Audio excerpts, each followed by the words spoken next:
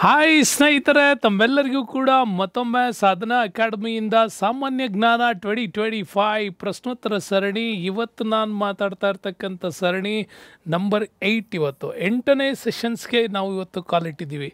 ಕಳೆದ 7 ಸೆಷನ್ಸ್ಗಳನ್ನು ತಾವೆಲ್ಲ ತುಂಬಾ ಎಂಜಾಯ್ ಮಾಡಿದ್ದೀರಾ, ಒಳ್ಳೊಳ್ಳೆ ಕಮೆಂಟ್ಸ್ಗಳನ್ನು ಹಾಕಿದ್ದೀರಾ, ಕೊನೆವರೆಗೂ ವಿಡಿಯೋ ನೋಡಿದ್ದೀರಾ ಅನ್ನೋವಂಥ ಒಂದು ಭರವಸೆ ನಮಗೂ ಬರ್ತಾ ಇದೆ. ಯಾಕೆಂದರೆ ನಾನು ಎಲ್ಲೆಲ್ಲಿ ಕಮೆಂಟ್ಸ್ ಕೇಳ್ತಾ ಇದ್ದೀನೋ ಅಲ್ಲೆಲ್ಲ ಹಾಕಿದ್ದೀರಿ ಅಂದರೆ ಆ ವಿಡಿಯೋಗಳು ನಿಮಗೆ ತುಂಬಾ ಹೆಲ್ಪ್ಫುಲ್ ಆಗಿದೆ ಅಂತ ನೆನ್ಪಿಟ್ಕೊಳ್ಳಿ. ಈ ಥರದ ಪ್ರಶ್ನೋತ್ತರ ಸರಣಿಗಳನ್ನು ಮಾಡುವಾಗ ಸುಮ್ಮನೆ ಇವುಗಳನ್ನು ನೀವು ನೆಗ್ಲೆಕ್ಟ್ ಮಾಡಬೇಡಿ. ಯಾಕೆಂದರೆ ಇದರ ಸುತ್ತ ನಾವು ಒಂದು 360 ಡಿಗ್ರಿ ಆ್ಯಂಗಲಲ್ಲಿ ಹೇಳೋದ್ರ ಜೊತೆಗೆ ಸೂಕ್ಷ್ಮ, ಸ್ಪಷ್ಟ, ಸಮಗ್ರ ಒಂದು ಪ್ರಶ್ನೋತ್ತರ ಸರಣಿ ಇದೋ ಅಂಥ ಸರಣಿಯನ್ನು ತಾವೆಲ್ಲ ಎಂಜಾಯ್ ಮಾಡ್ತಾ ಇದ್ದೀರಿ. ಹಾಗೆಯೇ ಇದುವರೆಗೂ ಹೊಸದಾಗಿ ಯಾರು ನೋಡ್ತಾ ಇದ್ದರೆ ಚಾನಲ್ನ ಸಬ್ಸ್ಕ್ರೈಬ್ ಮಾಡ್ಕೊಳ್ಳಿ, ಈ ಸರಣಿಗಳನ್ನು ಎಂಜಾಯ್ ಮಾಡಿ ಅಂತ ಹೇಳ್ತಾ ಇದ್ದೀರಿ. ಸೊ ಬನ್ನಿ, ಇವತ್ತಿನ ನಮ್ಮ ಮುಂದುವರಿದ ಪಾರ್ಟ್ 8ಅಲ್ಲಿ ಇವತ್ತು ನಾನು ಮಾತಾಡ್ತಾ ಇರೋದು ಕ್ವಶನ್ ನಂಬರ್ 141. ನೋಡಿದ್ರೆ ಗೊತ್ತಾಗ್ತಾ ಇದೆ ತಮ್ಮೆಲ್ಲರಿಗೂ ಕೂಡ ಈ ಕೆಳಗಿನ ಯಾವ ಕ್ರೀಡೆಯೊಂದಿಗೆ ಡೇವಿಸ್ ಕಪ್ ಸಂಬಂಧ ಹೊಂದಿದೆ ಅಂತ. ಡೇವಿಸ್ ಕಪ್ ಯಾವುದಕ್ಕೆ ಸಂಬಂಧ ಹೊಂದಿದೆ ಅಂತ ಕೇಳಲಾಗ್ತಾ ಇದೆ. ಸೊ ನಿಮಗೆ ಆಪ್ಷನ್ಸಲ್ಲಿ cricket, tennis, baseball and ice hockey ಅಂತ ಕೊಟ್ಟಿದ್ದಾರೆ. ಪಕ್ಕದಲ್ಲಿ ನಿಮಗೆ ಫೋಟೋ ಹಾಕಿರೋದ್ರಿಂದ ತಾವೆಲ್ಲರೂ ಇದನ್ನು ನೋಡ್ಬೋದು, ಡೇವಿಸ್ ಕಪ್ ಯಾವುದಕ್ಕೆ ಸಂಬಂಧಪಟ್ಟಿದೆ ಅಂಥೇಳಿ. ಸೊ ಆ ರೀತಿಯಲ್ಲಿ ತಮಗೆ ಇದು ಗೊತ್ತಾಗ್ತಾ ಇದೆ.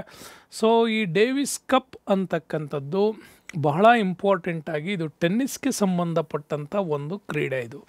ಇದು ಟೆನ್ನಿಸ್ಗೆ ಸಂಬಂಧಪಟ್ಟಂತಹ ಕ್ರೀಡೆ. ಆದರೆ ಬೇಸ್ಬಾಲ್ ಬಗ್ಗೆ ನಿಮ್ಗೆ ಹೇಳಬೇಕು ಅಂದರೆ ಇದರಲ್ಲಿ 2 ಇಂಪಾರ್ಟೆಂಟ್ ಲೀಗ್ ನಡೆಯುತ್ತೆ. ಒಂದು ಅಮೇರಿಕನ್ ಲೀಗ್ ಅಂತ ನಡೆಯುತ್ತೆ ಮತ್ತು ನ್ಯಾಷನಲ್ ಲೀಗ್ ಅಂತ ನಡೆಯುತ್ತೆ. ಸಾಮಾನ್ಯವಾಗಿ USA ಮಾತ್ರ ಅತಿ ಹೆಚ್ಚಾಗಿ ಈ ಬೇಸ್ಬಾಲ್ ಟೂರ್ನಮೆಂಟ್ಸ್ಗಳು ಮಾತ್ರ ನಡೀತಾ ಇದೆ. ವರ್ಲ್ಡ್ ಲೆವೆಲಲ್ಲಿ ಅದು ಇನ್ನೂ ಕೂಡ ಫೋಕಸಬಲ್ ಆಗಿಲ್ಲ. ಇನ್ನು ಐಸ್ ಹಾಕಿ ಅಂತ ಬಂದರೆ ಸಾಮಾನ್ಯವಾಗಿ ನಮಗೆ ಐಸ್ ಹಾಕಿಗಳು ಕಂಡುಬರೋದು ಚಳಿಗಾಲದ ಒಲಿಂಪಿಕ್ಸಲ್ಲಿ ಅತಿ ಹೆಚ್ಚಾಗಿ ಈ ಚಾಂಪಿಯನ್ಶಿಪ್ಸ್ನ ಆಡಿಸ್ತಾರೆ.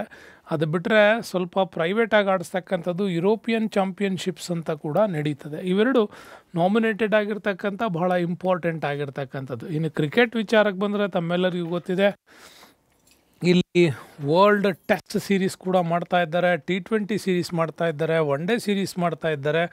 ಜೊತೆಗಿನ್ನ ಟೆನ್ನಿಸ್ ವಿಚಾರಕ್ಕೆ ಬಂದರೆ ತಮ್ಮೆಲ್ಲರಿಗೂ ಗೊತ್ತಿದೆ, ಈ ಹಿಂದಿನ ವಿಡಿಯೋವನ್ನು ಕೂಡ ನೀವು ನೋಡಿದಾಗ ಗ್ರ್ಯಾಂಡ್ ಸ್ಲ್ಯಾಮ್ಸ್ ಬಗ್ಗೆ ಕೂಡ ಅವತ್ತು ಮಾತಾಡಿದ್ದೀನಿ. ಸೊ ಹಾಗಾಗಿ ಡೇವಿಸ್ ಕಪ್ ಬಗ್ಗೆ ಇವತ್ತು ಕಂಪ್ಲೀಟ್ ಮಾಹಿತಿಯನ್ನು ಕೊಡ್ತೀನಿ. ನೋಡಿ ಸ್ನೇಹಿತರೆ, ಡೇವಿಸ್ ಕಪ್ ಅಂತಕ್ಕಂಥದ್ದು ಇದು ಟೆನ್ನಿಸ್ ಒಂದು ಟೂರ್ನಮೆಂಟ್ಗೆ ಸಂಬಂಧಪಟ್ಟದ್ದು. ಇದನ್ನು ಅಂತಾರಾಷ್ಟ್ರೀಯ ಟೆನ್ನಿಸ್ ಫೆಡರೇಷನ್ಸ್ ಏನು ಮಾಡುತ್ತೆ, ಇದನ್ನು ಆಯೋಜನೆ ಮಾಡುತ್ತೆ. ಸೊ ಹಾಗಾಗಿ ಇಂಟರ್ನ್ಯಾಷನಲ್ ಟೆನ್ನಿಸ್ ಫೆಡರೇಷನ್ಸ್ ಅವ್ರು ನಡೆಸ್ತಾರೆ. ಸೊ 1900ರಿಂದನೂ ಕೂಡ ಈ ಡೇವಿಸ್ ಕಪ್ ನಡೀತಾ ಇದೆ. ತುಂಬ ಒಳ್ಳೆಯದು ಇದು ಇಂಟರ್ನ್ಯಾಷನಲ್ ಲೆವೆಲಲ್ಲಿ. ಬಟ್ ಯಾವಾಗ ಇದರ ಪ್ರಶಸ್ತಿ ಮೊತ್ತಕ್ಕಿಂತನೂ ಕೂಡ ಗ್ರ್ಯಾಂಡ್ ಸ್ಲ್ಯಾಮ್ ಪ್ರಶಸ್ತಿಗಳ ಮೊತ್ತ ತುಂಬ ಜಾಸ್ತಿ ಆಗ್ತಾ ಹೋಯ್ತು, ಆವಾಗ ಇದ್ರ ಸ್ವಲ್ಪ ಫೋಕಸ್ ಕಳ್ಕೊಂತು ಅನ್ಬೋದು. ಆದರೆ ಗ್ರ್ಯಾಂಡ್ ಸ್ಲ್ಯಾಮ್ಗಳಿಗೆ ಬೇಕಾದಂಥ ರ್ಯಾಂಕಿಂಗ್ಗಳು, ಒಂದು ಸ್ಪೋರ್ಟಿವ್ನೆಸ್ಸು, ಒಂದು ಉತ್ತಮ ಬೇಸ್ಮೆಂಟ್ಗಳು ಈ ಡೇವಿಸ್ ಕಪ್ ಇವತ್ತು ಕೂಡ ಮಾಡ್ತಾ ಇದೆ. ಹಾಗಾಗಿ ಪಂದ್ಯಾವಳಿಯಲ್ಲಿ ಅಮೇರಿಕಾ ಅತ್ಯಧಿಕ ಬಾರಿ ಡೇವಿಸ್ ಕಪ್ಪನ್ನು ಗೆದ್ದಿರ್ತಕ್ಕಂಥ ರಾಷ್ಟ್ರ. ಬಟ್ ಇದು ಡೇವಿಸ್ ಕಪ್ ಅಂದರೆ ಪುರುಷರಿಗೆ ನಡೆಸ್ತಾರೆ. ಮಹಿಳೆಯರಿಗೆ ಇದೇ ಇಂಟರ್ನ್ಯಾಷನಲ್ ಟೆನ್ನಿಸ್ ಫೆಡರೇಷನ್ಸ್ ಮಹಿಳೆಯರಿಗೋಸ್ಕರ ಬಿಲ್ಲಿ ಜೀನ್ ಕಿಂಗ್ ಕಪ್ ಅಂತ ಕೂಡ ನಡೆಸ್ತದೆ. ನೆನ್ಪಿಟ್ಕೊಳ್ಳಿ, ಮಹಿಳೆಯರಿಗೋಸ್ಕರವಾಗಿ ಇದು ಟೆನ್ನಿಸ್ ಟೂರ್ನಮೆಂಟ್ ನಡೆಯುತ್ತೆ. ಡೇವಿಸ್ ಕಪ್ ಅಂತಂದರೆ ಪುರುಷರಿಗೆ, ಮಹಿಳೆಯರಿಗೆ ಅಂತಂದರೆ ಅದು ಬಿಲ್ಲಿ ಜೀನ್ ಕಿಂಗ್ ಕಪ್ ಅಂತ ಕರಿತೀರಿ. ಇದು ಬಿಲ್ಲಿ ಜೀನ್ ಕಿಂಗ್ ಕಪ್ ನಡೆಯೋದು ಇದೇ ಟೆನ್ನಿಸ್ ಟೂರ್ನಮೆಂಟು ಮಹಿಳೆಯರಿಗಾಗಿ ನಡೀತದೆ. ಓಕೆ, ಇಷ್ಟೊಂದು ನಿಮಗೆ ಸ್ಪಷ್ಟವಾದಂಥ ಒಂದು ಮಾಹಿತಿ ಕೂಡ ನಿಮಗೆ ಇದಕ್ಕೋಸ್ಕರ ಕೊಡ್ತಾ ಇದ್ದೀನಿ. ಇನ್ನು ಭಾರತದಲ್ಲಿ ಮತ್ತು ವರ್ಲ್ಡ್ ಲೆವೆಲಲ್ಲಿ ನೀವು ಕೆಲವು ಕ್ರೀಡೆಗಳು ಮತ್ತು ಟ್ರೋಫಿಗಳನ್ನು ನೋಡೋದಾದರೆ ನೋಡಿ, ಆ್ಯಶಸ್ ಸರಣಿ ಅಂತ ಕರಿತೀವಿ. ಬಹಳ ದೊಡ್ಡ ಮಟ್ಟದ ಒಂದು ಏನು ಹೇಳ್ಬೋದು ನಾವು, ಒಂದು ಜಿದ್ದಿನ ಕಾಳಗ ನಡೆಯೋದು ಕ್ರಿಕೆಟಲ್ಲಿ. ಅದು ಕೂಡ ಕ್ರಿಕೆಟ್ ಆಸ್ಟ್ರೇಲಿಯಾ ಮತ್ತು ಇಂಗ್ಲೆಂಡ್ಗಳ ನಡುವೆ ನಡೀತದೆ ಇದು. ಅದರಲ್ಲೂ ಇಂಪಾರ್ಟೆಂಟ್ ನಿಮ್ಗೆ ನೆನಪಿರಲಿ, MCG ಈ ಒಂದು ಮೊಟ್ಟ ಮೊದಲ ಟೆಸ್ಟ್ ಸೀರೀಸನ್ನು ಏನು ನಡೆಸ್ತು ಆಸ್ಟ್ರೇಲಿಯಾದಲ್ಲಿ, ಅದು ಬಹಳ ಅದ್ಭುತವಾಗಿರ್ತಕ್ಕಂಥ ಚಾಲನೆ. ಹಾಗಾಗಿ ಇವತ್ತವರೆಗೂ ಕೂಡ ಅಷ್ಟೇ ಇದಕ್ಕೆ ಯಾಕೆ ಆ ಹೆಸರು ಬಂತು ಅನ್ನೋದು ಕೂಡ ಇಂಪಾರ್ಟೆಂಟ್ ಇದೆ, ಆ್ಯಶಸ್ ಸರಣಿ ಅಂತ. ಈಗ ಟೆಸ್ಟ್ ಸೀರೀಸ್ಗಳೆಲ್ಲ 5 ದಿನಕ್ಕೆ ನಡೆಯುತ್ತೆ, ಪರ್ ಡೇ 90 ಓವರ್ಸ್ ಅಂತ ಇವೆಲ್ಲ ಈಗ ಮಾಡ್ಕೊಂಡಿರೋದು. ಹಿಂದೆ ಮೊದಲ ಬಾರಿ MCGಯಲ್ಲಿ ಈ ಮ್ಯಾಚ್ ನಡೆದಾಗ ಇಂಗ್ಲೆಂಡ್ ತಂಡ ಆಸ್ಟ್ರೇಲಿಯಾಕ್ಕೆ ಬಂದು ಇದನ್ನು ಆಡ್ತಾ ಇತ್ತು CGಯಲ್ಲಿ. ಸೊ ಮೆಲ್ಬೋರ್ನ್ ಕ್ರಿಕೆಟ್ ಗ್ರೌಂಡ್ಸಲ್ಲಿ ಅದು ಹೆಚ್ಚು ಕಡಿಮೆ 9 ದಿನಗಳಾದರೂ ಕೂಡ ಟೆಸ್ಟ್ ಮುಗಿದಿರಲಿಲ್ಲ. ಸೊ 10ನೇ ದಿನಕ್ಕೆ ಮುಗಿಲೇಬೇಕಾದಂಥ ಅನಿವಾರ್ಯತೆ ಬಂದಿತ್ತು. ಸ್ವಲ್ಪ ಕೋಲ್ಡ್ ವಾತಾವರಣವೂ ಕೂಡ ಕಂಡುಬಂತು. ಆವಾಗ ಸೋಲು ಗೆಲುವಿನ ಲೆಕ್ಕಾಚಾರವೂ ಆಗಿರಲಿಲ್ಲ. ಎಲ್ಲರೂ ಕೂಡ ಹಿಡ್ಕೊಂಡು ಬಂದಿದ್ದ 4-6 ಅನ್ನುವಂತಹ ಆ ಒಂದು ಪೇಪರ್ ಕವರ್ಸು ಅದು ಎಲ್ಲದನ್ನು ಹಾಕಿ ಅಲ್ಲಿ ಸುಡೋದಕ್ಕೆ ಶುರು ಮಾಡ್ಬೋದು. ಟೆಸ್ಟು ಮುಗೀತಾ ಇಲ್ಲ. ಮತ್ತು ಈ ಕಡೆ ಇಂಗ್ಲೆಂಡ್ನ ಹಡಗು ಬೇರೆ ಬಂದು ನಿಂತಿತ್ತು. ಕ್ರಿಕೆಟಿಗರನ್ನ ಹತ್ತಿರಿಸ್ಕೊಂಡು ಹೋಗಲೇಬೇಕಾಗಿತ್ತು. ಆ ಟೆಸ್ಟ್ನ ಡ್ರಾ ಅಂತ ಮಾಡಿದಾಗ ಆಗಲಿಲ್ಲ. ಅಷ್ಟೊಂದು ಇಡೀ ಒಂದು ಗ್ರೌಂಡ್ ತುಂಬ ಹೊಗೆ ಮತ್ತು ಆ ಡಸ್ಟ್ ಏನಿತ್ತಲ್ಲ, ಸುಟ್ಟಿದ್ದು ಬೂದಿ, ಅದು ಹೆಚ್ಚಾಗಿ ಕಾಣ್ತಾ ಇತ್ತಂತೆ. ಹಾಗಾಗಿ ಅವತ್ತಿಂದ ಇದಕ್ಕೆ ಆ್ಯಶಸ್ ಸರಣಿ ಅಂತ ಕೂಡ ಹೆಸರಿಟ್ಬಿಟ್ರು. ನೆಕ್ಸ್ಟ್ ಕೊಲಂಬೋ ಕಪ್ ಇದು ತುಂಬ ಫೇಮಸ್ ಆಗಿಲ್ಲ, ಬಟ್ ವೆರಿ ಇಂಟ್ರೆಸ್ಟಿಂಗ್ ಇದು. ಎಕ್ಸಾಮ್ಸ್ ದೃಷ್ಟಿಯಿಂದ ಕೊಲಂಬೋ ಕಪ್ ಅಂತ ನಡೆಯುತ್ತೆ. ಕೊಲಂಬೋ ಅಂದ ತಕ್ಷಣ ನಿಮಗೆ ಗೊತ್ತಾಗುತ್ತೆ ಇದು ಶ್ರೀಲಂಕಾದಲ್ಲಿ ನಡೆಯುತ್ತೆ ಅಂತ. ಬಟ್ ಶ್ರೀಲಂಕಾದಲ್ಲಿ ನಡೆಯುವಂಥ ಫುಟ್ಬಾಲ್ ಟೂರ್ನಮೆಂಟು ಇದು 4 ದೇಶಗಳಿಗೆ ಮಾತ್ರ. ಇಲ್ಲಿ ಶ್ರೀಲಂಕಾ, ಭಾರತ, ಪಾಕಿಸ್ತಾನ್, ಮಯನ್ಮಾರ್ 4 ದೇಶಗಳು ಸೇರಿ ಆಡ್ತಕ್ಕಂಥ ಒಂದು ಫುಟ್ಬಾಲ್ ಟೂರ್ನಮೆಂಟ್ ಇದು. ಯಾವುದು? ಕೊಲಂಬೋ ಕಪ್. ಇನ್ನು ಡರ್ಬಿ ಕಪ್ ಅಂತ ಕರಿತೀವಿ, ಇದು ರಗ್ಬಿಗಾಗಿ ನಡೆಯುತ್ತೆ. ನೆನಪಿಟ್ಕೊಳ್ಳಿ, ಈ ರಗ್ಬಿನಲ್ಲಿ ನ್ಯೂಜಿಲ್ಯಾಂಡ್ಗಳು ಮತ್ತು ಸೌತ್ ಆಫ್ರಿಕಾ ಟೀಮ್ಗಳು ತುಂಬಾ ಟಾಪ್ ರ್ಯಾಂಕಿಂಗಲ್ಲಿ ಆಡೋವಂತಹ ರಾಷ್ಟ್ರಗಳಿವು ರಗ್ಬಿ. ಓಕೆ, ಈ ಮೊಟ್ಟೆ ಆಕಾರದ ಶೇಪ್ನ ಬಾಲನ್ನು ತೊಗೊಂಡು ಆಡ್ತಾರಲ್ಲ ಅದು. ಇನ್ನು ರಿಮೆಟ್ ಟ್ರೋಫಿ ಅಂತ ಬರುತ್ತೆ ಫುಟ್ಬಾಲಿಗಾಗಿ. ಇನ್ನು ಸುಲ್ತಾನ್ ಅಜ್ಲಾನ್ ಶಾ ಹಾಕಿ, ಇದು ಯಾವಾಗಲೂ ತುಂಬ ಫೇಮಸ್ ಆಗಿರ್ತಕ್ಕಂಥ ಏಷ್ಯನ್ಸ್ ಲೆವೆಲಲ್ಲಿ ಬರುತ್ತೆ. ಇದು ಫೀಲ್ಡ್ ಹಾಕಿ ಅಂತ ಕೂಡ ಕರಿತೀವಿ. ಇನ್ನು ಥಾಮಸ್ ಕಪ್ ನಡೆಯುತ್ತೆ. ಥಾಮಸ್ ಕಪ್ ಇಂಪಾರ್ಟೆಂಟ್, ನೆನ್ಪಿಟ್ಕೊಳ್ಳಿ. ಬ್ಯಾಡ್ಮಿಂಟನ್ ಇದು ಪುರುಷರಿಗಾಗಿ ನಡೆಸೋದು ಥಾಮಸ್ ಕಪ್ಪು. ಮತ್ತು ಉಬೇರ್ ಕಪ್ ಅಂತ ಮಾಡ್ತಾರೆ ಮಹಿಳೆಯರಿಗಾಗಿ, ನೆನ್ಪಿಟ್ಕೊಳ್ಳಿ. ಇಲ್ಲೇ ನಿಮಗೆ ಇವು ಬರ್ತಕ್ಕಂಥದ್ದು. ಥಾಮಸ್ ಕಪ್ಪನ್ನು ಬ್ಯಾಡ್ಮಿಂಟನ್ಗಾಗಿ ಪುರುಷರಿಗೆ ಆಡಿಸ್ತಾರೆ. ಉಬೇರ್ ಕಪ್ಪು ಬ್ಯಾಡ್ಮಿಂಟನನ್ನು ಮಹಿಳೆಯರಿಗಾಗಿ ಆಡಿಸ್ತಾರೆ. ಇನ್ನು ಯೂಥಾಂಟ್ ಕಪ್ ಅಂತ ಕರಿತೀವಿ, ಲಾನ್ ಟೆನ್ನಿಸ್ ಆಡ್ತಾರೆ. ವಿಲಿಯಂ ಜೋನ್ಸ್ ಕಪ್ ಆಡಿಸ್ತಾರೆ ಟೆನ್ನಿಸ್ಗಾಗಿ. ಇವೆಲ್ಲ ಇತ್ತೀಚೆಗೆ ಸ್ವಲ್ಪ ಸುದ್ದಿಯಲ್ಲಿರ್ತಕ್ಕಂತಹ ಪ್ರಮುಖ ಟ್ರೋಫಿಗಳು. ಇನ್ನು ಬೇಕಾದಷ್ಟು ನಡೆಯುತ್ತೆ. ನಾನು ನ್ಯಾಷನಲ್ ಲೆವೆಲಿಂದು ಇನ್ನೂ ಇದರ ಲಿಸ್ಟ್ ಕೊಟ್ಟಿಲ್ಲ, ಬಟ್ ನನಗೆ ಇಂಟರ್ನ್ಯಾಷನಲ್ ಲೆವೆಲ್ ಡೇವಿಸ್ ಕಪ್ ಇರೋದ್ರಿಂದ ಆ ಲಿಸ್ಟನ್ನು ನಿಮಗೆ ಕೊಟ್ಟಿದ್ದೀನಿ. ನೆಕ್ಸ್ಟ್ ಬರೋಣ, ವೆರಿ ಇಂಪಾರ್ಟೆಂಟ್ ಮತ್ತೊಂದು ಕ್ವಶನ್ಸು. 142 142ನೇ ಪ್ರಶ್ನೆ ಏನು ಹೇಳತ್ತೆ ನೋಡಿ.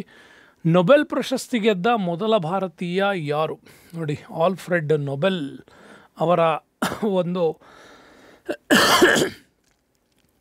ಫೋಟೋವನ್ನು ಕೊಡ್ತಕ್ಕಂಥ, ಚಿನ್ನದ ಲೇಪನ ಹೊಂದಿರತಕ್ಕಂಥ ಒಂದು ಪ್ರಶಸ್ತಿಯನ್ನು ಕೊಡಲಾಗತ್ತೆ. ವರ್ಲ್ಡಲ್ಲಿ ನೊಬೆಲ್ ಅಂತಂದರೆ ಒಂದು ಕ್ರಿಯೇಟ್ ಮಾಡೋ ಪ್ರಶಸ್ತಿ. ಅದನ್ನು ಗೆದ್ದ ಮೊದಲ ಭಾರತೀಯ ಯಾರು ಅಂತ ಕೂಡ ಕೇಳಲಾಗ್ತಾ ಇದೆ. CV Raman, Hargobind Khorana, Rabindranath Tagore, mother Teresa 4 ಜನರನ್ನು ಕೊಟ್ಟಿದ್ದಾರೆ. ಎಲ್ಲರೂ ಇದನ್ನು ಪಡೆದಂಥವ್ರೆ. ಸೊ ಅದರಲ್ಲಿ ಈ ಪ್ರಶಸ್ತಿಯನ್ನು ಗೆದ್ದವ್ರು ಯಾರು ಅಂತಂದರೆ ರವೀಂದ್ರನಾಥ್ ಟ್ಯಾಗೋರ್ ಅವರು. ನೋಡಿ, ರವೀಂದ್ರನಾಥ್ ಟ್ಯಾಗೋರ್ ಅವ್ರದ್ದು ಈ ಸೂಕ್ತಿ ನನಗೆ ತುಂಬ ಇಂಟ್ರೆಸ್ಟ್ ಆಯಿತು, ಅದಕ್ಕೋಸ್ಕರ ಹಾಕಿದ್ದೀನಿ ನೋಡಿ.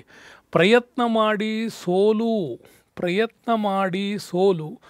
ಆದರೆ ಪ್ರಯತ್ನ ಮಾಡುವುದರಲ್ಲಿ ಸೋಲಬೇಡ ಅಂತಿದೆ. ಪ್ರಯತ್ನ ಮಾಡಿಯೂ ನೀನು ಸೋಲ್ಬೋದು, ತೊಂದರೆ ಇಲ್ಲ, ಯಾಕಂದರೆ ನೀನು ಎಫರ್ಟ್ಸ್ ಹಾಕಿದೀಯ ಅಂತ. ಕೆಳಗಡೆ ಅದೇ ಸ್ಟೇಟ್ಮೆಂಟ್ ಏನಿದೆ, ಪ್ರಯತ್ನ ಮಾಡುವುದರಲ್ಲೇ ಮಾತ್ರ ನೀನು ಸೋಲ್ಬೇಡ ಅಂತ. ಸೊ ಹಾಗಾಗಿ ರವೀಂದ್ರನಾಥ್ ಟ್ಯಾಗೋರ್ ಅವ್ರದ್ದು ಸ್ಟೇಟ್ಮೆಂಟ್ ತುಂಬ ಚೆನ್ನಾಗಿದೆ. ಸೊ ಈ ನೊಬೆಲ್ ಪ್ರಶಸ್ತಿಯನ್ನು ಗೆದ್ದ ಮೊದಲ ಭಾರತೀಯ ಯಾರು ಅಂದರೆ ರವೀಂದ್ರನಾಥ್ ಟ್ಯಾಗೋರ್ ಅವರು. ಆ ಸಂದರ್ಭದಲ್ಲಿ ಗೀತಾಂಜಲಿಯನ್ನು ಬರೆಯೋದ್ರ ಮುಖಾಂತರವಾಗಿ 5ನೇ ಜಾರ್ಜ್ ಭಾರತಕ್ಕೆ ಭೇಟಿ ಕೊಟ್ಟಂಥ ಸಮಯ. ಆ ಸಂದರ್ಭದಲ್ಲಿ ಈ ಒಂದು ಜನಗಣಮನ ಕೂಡ ಹೊರಗೆ ಬರುತ್ತೆ, ಆ ಗೀತಾಂಜಲಿಯ ಸಂದರ್ಭ ಅದು. ಹಾಗಾಗಿ 1913ನಲ್ಲಿ ರವೀಂದ್ರನಾಥ್ ಟ್ಯಾಗೋರ್ ಅವರಿಗೆ ಸಾಹಿತ್ಯಕ್ಕಾಗಿ ಈ ಪ್ರಶಸ್ತಿಯನ್ನು ಕೊಡಲಾಗತ್ತೆ. ಆ ನಂತರದಲ್ಲಿ ಪಡ್ಕೊಂಡವರು ನೆನ್ಪಿಟ್ಕೊಳ್ಳಿ, ಕ್ರೊನಾಲಜಿಕಲ್ ಆರ್ಡ್ರಲ್ಲೇ ಇರುತ್ತಿದ್ದು. 1930ಗೆ ಸರ್ CV ರಾಮನ್ ಅವರಿಗೆ ಭೌತಶಾಸ್ತ್ರದಲ್ಲಿ ಬರ್ತದೆ. ಸ್ಕ್ಯಾಟ್ರಿಂಗ್ ಆಫ್ ಲೈಟ್ಸ್ ಅನ್ನುವಂಥ ಒಂದು ವಿಚಾರಕ್ಕಾಗಿ ಹೆಚ್ಚಿನ ಫೋಕಸ್ ಮಾಡಿದ್ರಿಂದ ಅವ್ರಿಗೆ ಅದು ಸಿಗತ್ತೆ. ಮದರ್ ತೆರೇಸಾ ಅವರಿಗೆ ನೆಕ್ಸ್ಟು ಭಾರತದಲ್ಲಿ ಮದರ್ ತೆರೇಸಾ ಅಂದ್ರೆ ಗೊತ್ತು ನಿಮಗೆ, ಶಾಂತಿಗಾಗಿ ಈ ಪ್ರಶಸ್ತಿಯನ್ನು ಕೊಡ್ತಾರೆ. ಸಮಾಜ ಸೇವೆಯಲ್ಲಿ ಮಾಡಿರ್ತಕ್ಕಂಥ ಅದ್ಭುತವಾದಂಥ ಪ್ರತಿಭೆ.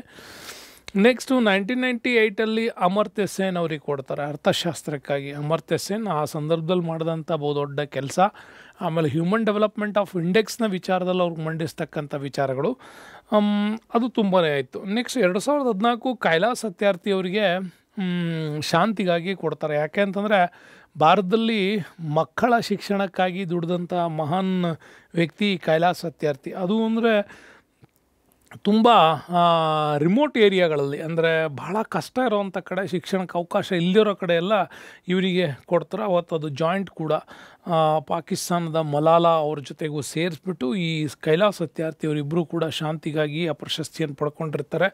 ಸೊ ಅದಾದಮೇಲೆ ನಮಗೆ ಬರ್ತಕ್ಕಂಥದ್ದು ಇಂಪಾರ್ಟೆಂಟು ಅಭಿಜಿತ್ ಬ್ಯಾನರ್ಜಿ ಅವರಿಗೆ ಕೊಡಲಾಗಿದೆ. ಇದು ಅರ್ಥಶಾಸ್ತ್ರಕ್ಕಾಗಿ ಅಭಿಜಿತ್ ಬ್ಯಾನರ್ಜಿ ಅವರಿಗೂ ಕೂಡ ಈ ಪ್ರಶಸ್ತಿಯನ್ನು ಪಡ್ಕೊಳ್ಳಲಾಗಿದೆ. ಹಾಗಾಗಿ ಭಾರತೀಯ ಮೂಲದಲ್ಲಿ ನೀವು ನೋಡೋದಾದರೆ 1913 Rabindranath Tagore, sir C V Raman, mother Teresa, Amartya Sen, Kailash Satyarthi, Abhijit Banerjee. ಇತ್ತೀಚೆಗೆ ಪಡ್ಕೊಂಡವ್ರು ಯಾರು ಅಂದರೆ ಅಭಿಜಿತ್ ಬ್ಯಾನರ್ಜಿ ಅವ್ರಿಗೆ ಕೊಡ್ತಾರೆ. ಸೊ ಅಲ್ಲಿಗೆ ನಿಮಗೆ 6 ಜನರಿಗೆ ಈ ನೊಬೆಲ್ ಅವಾರ್ಡ್ಸನ್ನು ನಮ್ಮಲ್ಲಿ ಕೊಡಲಾಗಿದೆ ಅಂತ. ಈ ನೊಬೆಲ್ ಪ್ರಶಸ್ತಿ ಬಗ್ಗೆ ಒಂದು ಸ್ವಲ್ಪ ವಿಚಾರಗಳನ್ನು ಹೈಲೈಟ್ ಮಾಡ್ಕೊಳ್ಳಿ. ಇದು 1901ರಿಂದ ಈ ನೊಬೆಲ್ ಅವಾರ್ಡನ್ನು ಕೊಡಲಾಯಿತು. ಆ ನೊಬೆಲ್ ಅವಾರ್ಡನ್ನು ಸ್ವೀಡನ್ ದೇಶ ಕೂಡ ಕೊಡುತ್ತೆ. ಸ್ವೀಡನ್ನ ಕೇಂದ್ರ ಬ್ಯಾಂಕ್ನಲ್ಲಿ ಅದಕ್ಕೆ ಸಂಬಂಧಪಟ್ಟ ಡೆಪಾಸಿಟ್ಸ್ ಇದೆ, ಅದರ ಹಣದ ಮೇಲೆ ಈ ಪ್ರಶಸ್ತಿಯನ್ನು ಘೋಷಣೆ ಮಾಡಲಾಗುತ್ತೆ. ಯಾಕೆ ಕೊಟ್ಟರು ಅನ್ನೋದು ಇಂಪಾರ್ಟೆಂಟ್ ಇಲ್ಲಿ. ಆಲ್ಫ್ರೆಡ್ ನೊಬೆಲ್ ಅವರು ಕಂಡುಹಿಡಿದಿದ್ದಂತಹ ಗ್ರಾನೈಟ್ ತತ್ವ ಏನೈತಲ್ಲ, ಸ್ಫೋಟದ ವಿಚಾರ, ಅದನ್ನು ಅವರು ಮನುಕುಲದ ಒಳಿತಿಗಾಗಿ ಇದನ್ನು ಕಂಡುಹಿಡಿದ್ರವರು ವಿಜ್ಞಾನವನ್ನು. ಬಟ್ ಅದನ್ನು ಅಮೇರಿಕಾ ಮುಂದೆ ಬಾಂಬ್ ತಂತ್ರಜ್ಞಾನಗಳಲ್ಲಿ ಬಳಸ್ಕೊಂಡ್ಬಿಡ್ತು. ಬಳಸ್ಕೊಂಡಿದ್ದು ಮುಂದೆ 1945 ವೇಳೆಗೆ ಜಪಾನ್ ಮೇಲೆ ಹಾಕಿದಂಥ ಅಣು ಸ್ಥಾವರ ಅದರದ್ದೆಲ್ಲ ನಾಶಗಳೇನಿದೆಯಲ್ಲ, ಅದನ್ನು ತುಂಬಾ ರೀತಿಯಲ್ಲಿ ಒಂದು ರೀತಿ ಪ್ರಪಂಚಕ್ಕೆ ಈ ಒಂದು ಸೈನ್ಸನ್ನು ಒಂದು ಉತ್ತಮವಾಗಿಯೂ ಬಳಸ್ಕೋಬೋದು ಮತ್ತು ಅದನ್ನು ತುಂಬ ಕೆಡದಾಗಿಯೂ ಕೂಡ ಬಳಸ್ಕೊಳ್ಬೋದು ಅನ್ನುವಂಥದ್ದು ನಮ್ಮಲ್ಲಿ ಗೊತ್ತಾಯಿತು. ಆಲ್ಫ್ರೆಡ್ ನೊಬೆಲ್ ಅವರು ತಾನು ಕಂಡುಹಿಡಿದಂಥ ಈ ಟೆಕ್ನಾಲಜಿಗಳಿಂದ ಅಮೇರಿಕಾ ತನ್ನ ಒಂದು ಸ್ವತಂತ್ರದ ಹೋರಾಟಗಳಲ್ಲಿ, ಯುದ್ಧಗಳಲ್ಲಿ ಬಂತು. ಕೊನೆಗೆ ಅದು ಎಷ್ಟು ಮಟ್ಟಿಗೆ ಹೋಯಿತು ಅಂದರೆ ಆಟಮ್ ಬಾಂಬ್ಗಳನ್ನು ತಯಾರೋಷ್ಟು ಮಟ್ಟಿಗೆ ಈ ತಾಂತ್ರಿಕತೆ ಡೆವಲಪ್ ಆಗಿತ್ತು. ಸೊ ಇದೆಲ್ಲ ಆಲ್ಫ್ರೆಡ್ ನೊಬೆಲ್ ಅವರಿಗೆ ತುಂಬಾ ಸಹಿಸ್ಕೊಳ್ಳೋಕ್ಕಾಗದಿರೋಂಥದ್ದು. ಹಾಗಾಗಿ ಅವರ ಜೀವಮಾನದ ಒಟ್ಟು ದುಡಿಮೆಯನ್ನು ಸ್ವೀಡಿಷ್ ಬ್ಯಾಂಕ್ನ ಮುಖಾಂತರವಾಗಿ ಆ ಒಂದು ಸಾಧನೆ ಅಂದರೆ ಮನುಕುಲದ ಒಳಿತಿಗಾಗಿ ಯಾರ್ಯಾರು ಅಲ್ಲಿ ಸಾಧನೆ ಮಾಡ್ತಾರೋ ಅವರಿಗೆ ಅದನ್ನು ಕೊಡುವಂಥ ಪ್ರಕ್ರಿಯೆ ಆಗ್ತಾ ಬಂತು. ಅದು ಈಗೂ ಕೂಡ ಮುಂದುವರಿತಾ ಇದೆ. ಹಾಗಾಗಿ ಭೌತಶಾಸ್ತ್ರ, ರಸಾಯನಶಾಸ್ತ್ರ, ವೈದ್ಯಕೀಯ, ಸಾಹಿತ್ಯ, ಶಾಂತಿ, ಆರ್ಥಿಕತೆ, ಒಟ್ಟು 6 ಮ್ಯಾಟ್ರಸ್ಗಳಿಗೆ ನಮ್ಮಲ್ಲಿ ಏನಾಗುತ್ತೆ ಇದನ್ನು ಕೊಡಲಾಗಿದೆ. ಅರ್ಥಶಾಸ್ತ್ರವನ್ನು 1968 ಸೇರಿಸಿದ್ದಾರೆ, ಅದಕ್ಕಿಂತ ಹಿಂದೆ ಇರಲಿಲ್ಲ. 2024ರಲ್ಲಿ ಈ ಒಂದು ವಿಜೇತರ ಪಟ್ಟಿ ನೋಡೋದಾದರೆ ಭೌತಶಾಸ್ತ್ರದಲ್ಲಿ ಜಾನ್ ಹಾಫೀಲ್ಡ್ ಅಂತ ಮತ್ತು ಜೆಫ್ರಿ ಹಿಂಟನ್ ಅವರು ಇವರಿಬ್ಬರಿಗೂ ಕೂಡ ಕೊಡಲಾಗಿದೆ. ರಾಸಾಯನಿಕಶಾಸ್ತ್ರಕ್ಕೆ ಬಂದರೆ ಡೇವಿಡ್ ಬೇಕರ್ ಮತ್ತು ಡೆಮಿಸ್ ಹಸಾಬಿಸ್ ಮತ್ತು ಜಾನ್ ಜಂಪರ್ ಅಂತ ಕರಿತೀವಿ, ಇವರಿಗೆ ರಾಸಾಯನಶಾಸ್ತ್ರದಲ್ಲಿ 3 ಜನರಿಗೆ ಕೂಡ ಕೊಡಲಾಗಿದೆ. ಇನ್ನು ವೈದ್ಯಕೀಯ ವಿಭಾಗದಲ್ಲಿ ವಿಕ್ಟರ್ ಆಂಬ್ರೋಸ್ ಮತ್ತು ಗ್ಯಾರಿ ರುವೋನ್ ಅಂತ ಕರಿತೀವಿ ಅವ್ರಿಗೆ. ಇನ್ನು ಸಾಹಿತ್ಯಕ್ಕಾಗಿ ಹಾನ್ ಕಾನ್ ಅವರು, ದಕ್ಷಿಣ ಕೊರಿಯಾ ದೇಶದವರು, ಅವರಿಗೆ ಕೂಡ. ಇನ್ನು ಶಾಂತಿಗಾಗಿ ನಿಹಾನ್ ಹಿಂಡಾಂಗ್ಕ್ಯೋ ಇವರಿಗೆ. ಇನ್ನು ಅರ್ಥಶಾಸ್ತ್ರಕ್ಕಾಗಿ ಡ್ಯುರೆನ್ ಅಸೆಮೆಗ್ಲೋ, ಸೈಮನ್ ಜಾನ್ಸನ್ ಮತ್ತು ಜೇಮ್ಸ್ ರಾಬಿನ್ಸ್ ಇವರಿಗೆಲ್ಲರಿಗೂ ಕೂಡ ಈ ಒಂದು ಪ್ರಶಸ್ತಿಯನ್ನು ಕೊಡಲಾಗಿದೆ. ನೆಕ್ಸ್ಟ್ ಬರೋಣ. Question number 143. ಬ್ಯೂಟಿಫುಲ್ ಪ್ರಶ್ನೆ ಸ್ನೇಹಿತರೆ ಇದು. ಈ ಕೆಳಗಿನಗಳಲ್ಲಿ ಯಾವ ದೇಶವು ಜಗತ್ತಿನಲ್ಲೇ ಮೊದಲ ಮಹಿಳಾ ಪ್ರಧಾನಮಂತ್ರಿಯನ್ನು ಹೊಂದಿದೆ? ಜಗತ್ತಿನಲ್ಲಿ ಫಸ್ಟ್ ಟೈಮ್ ತನ್ನ ದೇಶದ ಒಂದು ಅತ್ಯುನ್ನತ ಹುದ್ದೆಯಲ್ಲಿ ಮಹಿಳೆಯನ್ನು ಕೂರಿಸಿರೋದು. ಭಾರತ, ಶ್ರೀಲಂಕಾ, ಇಸ್ರೇಲ್ ಮತ್ತು ಬ್ರಿಟನ್ ಇವೆಲ್ಲ ದೇಶಗಳು ಬರ್ತವೆ. ನಿಮಗೆ ಇಂಪಾರ್ಟೆಂಟಾಗಿ ಪ್ರಜಾಪ್ರಭುತ್ವ ಮಾದರಿಯಲ್ಲಿ ಪ್ರಶ್ನೆಯನ್ನು ಕೇಳಿದ್ರೆ ನಿಮಗೆ ಗೊತ್ತಿರಲಿ, ಈ ಕೆಳಗಿನವರಲ್ಲಿ ಯಾರು ಅಂತಂದರೆ ಶ್ರೀಲಂಕಾ. ಸಿರಿಮಾವೋ ಭಂಡಾರಿ ನಾಯ್ಕೆ ಅಂತ ಬರ್ತಾರೆ. ಸೊ ಅವರನ್ನು ಮೊಟ್ಟ ಮೊದಲ ಬಾರಿಗೆ ಪ್ರಜಾಪ್ರಭುತ್ವ ಮಾದರಿಯಲ್ಲಿ ಬಂದಾಗ, ಮತ್ತು ಕ್ವೀನ್ ವಿಕ್ಟೋರಿಯಾ ಅವರು ಅವರಿಗಂತ ಮುಂಚಿದ್ದಾರೆ ಅಂತ ಅನ್ಕೊಳಂಗಿಲ್ಲ, ಅದು ರಾಜವಂಶದ ಕತೆ. ಪ್ರಜಾಪ್ರಭುತ್ವ ಮಾದರಿಯಲ್ಲಿ ಮೊದಲು ದೇಶದ ಪ್ರಧಾನಿಯಾಗಿ ಆಯ್ಕೆಯಾದಂಥ ಮಹಿಳೆ ಅಂತ ಕೂಡ ಯಾವಾಗಲೂ ಸಿರಿಮಾವೋ ಭಂಡಾರಿ ನಾಯ್ಕೆ ಅವ್ರದ್ದು ಇದೆ. ಇನ್ನು 1966 ಭಾರತ ಕೂಡ ಆದಾಗ 6 ವರ್ಷಕ್ಕೆ ಭಾರತದಲ್ಲಿ ಇಂದಿರಾ ಗಾಂಧಿ ಅವರು ಕೂಡ ರಾಜ್ಯದಲ್ಲಿ ಈ ದೇಶದಲ್ಲಿ ಪ್ರಧಾನಮಂತ್ರಿಯ ಅಸ್ತಿತ್ವದಲ್ಲಿದ್ದರು. ಆದಮೇಲೆ 1969 ಬರ್ತದೆ. ನಿಮ್ಗೆ ಆರ್ಡರ್ ವೈಸ್ ಇದೆ ನೋಡಿ, ಕ್ರಾನಲಾಜಿಕಲ್ 60, 66, 69. ಇಸ್ರೇಲ್ ಪ್ರಧಾನಿಯಾಗಿ ಗೋಲ್ಡ್ ಮೀರ್ ಅವರು ಕೂಡ ಇಲ್ಲಿ ಅಧಿಕಾರದಲ್ಲಿ ಬರ್ತಾರೆ. ಇನ್ನು 74ಕ್ಕೆ ಬಂದ ಅರ್ಜೆಂಟೈನಾದ ಅಧ್ಯಕ್ಷ ಇಸಾಬೆಲ್ ಪೆರೋನ್ ಅಂತ ಬರಿತೀವಿ. ಅರ್ಜೆಂಟೈನಾ, ದಕ್ಷಿಣ ಅಮೇರಿಕಾದ ಅರ್ಜೆಂಟೈನಾದ ಅಧ್ಯಕ್ಷ ಹುದ್ದೆಯನ್ನು ಅಲಂಕರಿಸಿದವಳು ಇಸಾಬೆಲ್ ಪೆರೋನ್ ಅಂತೇಳಿ. ಇನ್ನು 1918 ಐಸ್ಲ್ಯಾಂಡಲ್ಲಿ ಅಧ್ಯಕ್ಷ ಸ್ಥಾನವನ್ನು ವಿಗ್ಡಿಸ್ ಫಿನ್ ಬೊಗಡೋಟಿರ್ ಅಂತ ಕರಿತೀವಿ, ಇವರು ವಹಿಸ್ಕೊಂಡಿದ್ರು. ಇನ್ನು 1988ಗೆ ಬಂದರೆ ನಿಮಗೆ ಪಾಕಿಸ್ತಾನ್ ಪ್ರಧಾನಿ ಬೆನಜೀರ್ ಭುಟ್ಟೋ ಅವರಿದ್ದರು. ಇನ್ನು ಬಾಂಗ್ಲಾದೇಶದಲ್ಲಿ ಸೊ ಇವರೆಲ್ಲ ನಮ್ಮಲ್ಲಿ ಅಂತಾರಾಷ್ಟ್ರೀಯ ಮಟ್ಟದಲ್ಲಿ ಒಂದು ಪದವಿಯನ್ನು ದೇಶದ ಡೆಮೋಕ್ರೆಟಿಕಲ್ ಲೆವೆಲಲ್ಲೂ ಒಂದು ಉತ್ತಮ ಪದವಿಯನ್ನು ಪಡ್ಕೊಂಡವರು ಇವರು. ನೆಕ್ಸ್ಟ್ ಬರೋಣ, ಅತ್ಯುತ್ತಮವಾದ ಪ್ರಶ್ನೆ ಕನ್ನಡ ಸಾಹಿತ್ಯಕ್ಕೆ ಸಂಬಂಧಪಟ್ಟಂಗೆ. ಈ ಕೆಳಗಿನ ಯಾರನ್ನು ಕನ್ನಡದ ಶೇಕ್ಸ್ಪಿಯರ್ ಅಂತ ಕರೀತಾರೆ? ಇವರನ್ನೇ ಕನ್ನಡದ ಶೇಕ್ಸ್ಪಿಯರ್ ಅಂತ ಕರೆದಿದ್ದು ಯಾರವರು? ಡೆಪ್ಯೂಟಿ ಚನ್ನಬಸಪ್ಪ, ಗಡಿನಾಡ ಹುಲಿ ಅಂತ ಕರಿತೀವಿ ನಾವು. ಪಿ ಕಾಳಿಂಗರಾವ್, ಸಂಗೀತದ ಭಾವಗೀತೆಗಳ ಸಂಭ್ರಮ ಇದು. ಶಿವರಾಮ್ ಕಾರಂತ್, ಕಡಲತೀರದ ಭಾರ್ಗವ, ಕಂದಗಲ್ಲ ಹನುಮಂತರಾವ್ ಅಂತ ಬರ್ತವೆ. ಅತ್ಯುತ್ತಮ ನಾಟಕಕಾರ. ಹಂಗೆ ಹೇಳಿದ ತಕ್ಷಣ ಆಗುತ್ತೆ ಕನ್ನಡದ ಶೇಕ್ಸ್ಪಿಯರ್ ಅಂತಂದರೆ ಕಂದಗಲ್ಲ ಹನುಮಂತರಾವ್ ಅವರನ್ನು ಕನ್ನಡದ ಶೇಕ್ಸ್ಪಿಯರ್ ಅಂತ ಕರೀತಾರೆ. ಅವ್ರನ್ನ ಕಂದಗಲ್ ಹನುಮಂತರಾವ್ ಅವ್ರನ್ನ ಏನಂತ ಕರಿತೀವಿ? ಕನ್ನಡದ ಶೇಕ್ಸ್ಪಿಯರ್ ಅಂತ ಕರಿತೀವಿ. ಯಾಕೆ ಇವ್ರನ್ನ ಹಾಕಿ ಕರಿತೀವಿ ಅಂತ ನೆನಪಿಟ್ಕೋಬೇಕು. ಯಾಕೆ ಅಂತಂದರೆ ಇವರು ಅತ್ಯುತ್ತಮ ನಾಟಕಕಾರರು. ವಿಜಯಪುರದ ಬೀಳಿಗಿಯವರು ಸಂಧ್ಯಾರಾಗ ಮತ್ತು ಮೂರಂಕದ ನಾಟಕ ಅಂತ ಬರುತ್ತೆ. ಅದು ವೀರರಾಣಿ ಕಿತ್ತೂರು ಚೆನ್ನಮ್ಮ, ರಕ್ತರಾತ್ರಿ, ಚಿತ್ರಾಂಗದ, ಬಾಣಸಿಗ ಭೀಮ ಮತ್ತು ಅಕ್ಷಯಾಂಬರ, ರಾಜ ಹರಿಶ್ಚಂದ್ರ, ಬಡತನದ ಭೂತ, ಮಾತಂಗ ಕನ್ಯೆ, ಕುರುಕ್ಷೇತ್ರ ಇಂಥ ನಾಟಕಗಳನ್ನು ರಚಿಸೋದಷ್ಟೇ ಅಲ್ಲ, ಹವ್ಯಾಸಿ ರಂಗಭೂಮಿಯಲ್ಲೂ ಕೂಡ ಇವರೇ ನಿರ್ದೇಶನ ಮಾಡ್ತಾರೆ. ಇವರೇ ಪಾತ್ರಗಳನ್ನು ಕೂಡ ಮಾಡೋದ್ರ ಮುಖಾಂತರ ನಾಟಕಗಳನ್ನು ಯಶಸ್ವಿ ಮಾಡಿಸಿದವರು ಇವರು. ಹಾಗಾಗಿನೇ ಇವರ ನಾಟಕಗಳಿಗೆ ಭಾಳ ದೊಡ್ಡ ಮಟ್ಟದ ಒಂದು ಸ್ಕೋಪ್ ಶುರುವಾಗಿತ್ತು. ಹಾಗಾಗಿ ಇವರನ್ನ ನಮ್ಮಲ್ಲಿ ಕರೆಯೋದು ಕನ್ನಡದ ಶೇಕ್ಸ್ಪಿಯರ್ ಅಂತ. ಕಂದಗಲ್ಲ ಹನುಮಂತರಾವ್ ಅವ್ರನ್ನ ಆ ರೀತಿ ಕರಿತೀವಿ. ಸೊ ಅದು ನಮಗೆ ತುಂಬಾ ನೆನಪಿರಬೇಕಾಗಿದ್ದು ಕಂದಗಲ್ಲ ಹನುಮಂತರಾವ್ ಅವ್ರದ್ದು ಹೆಸರು.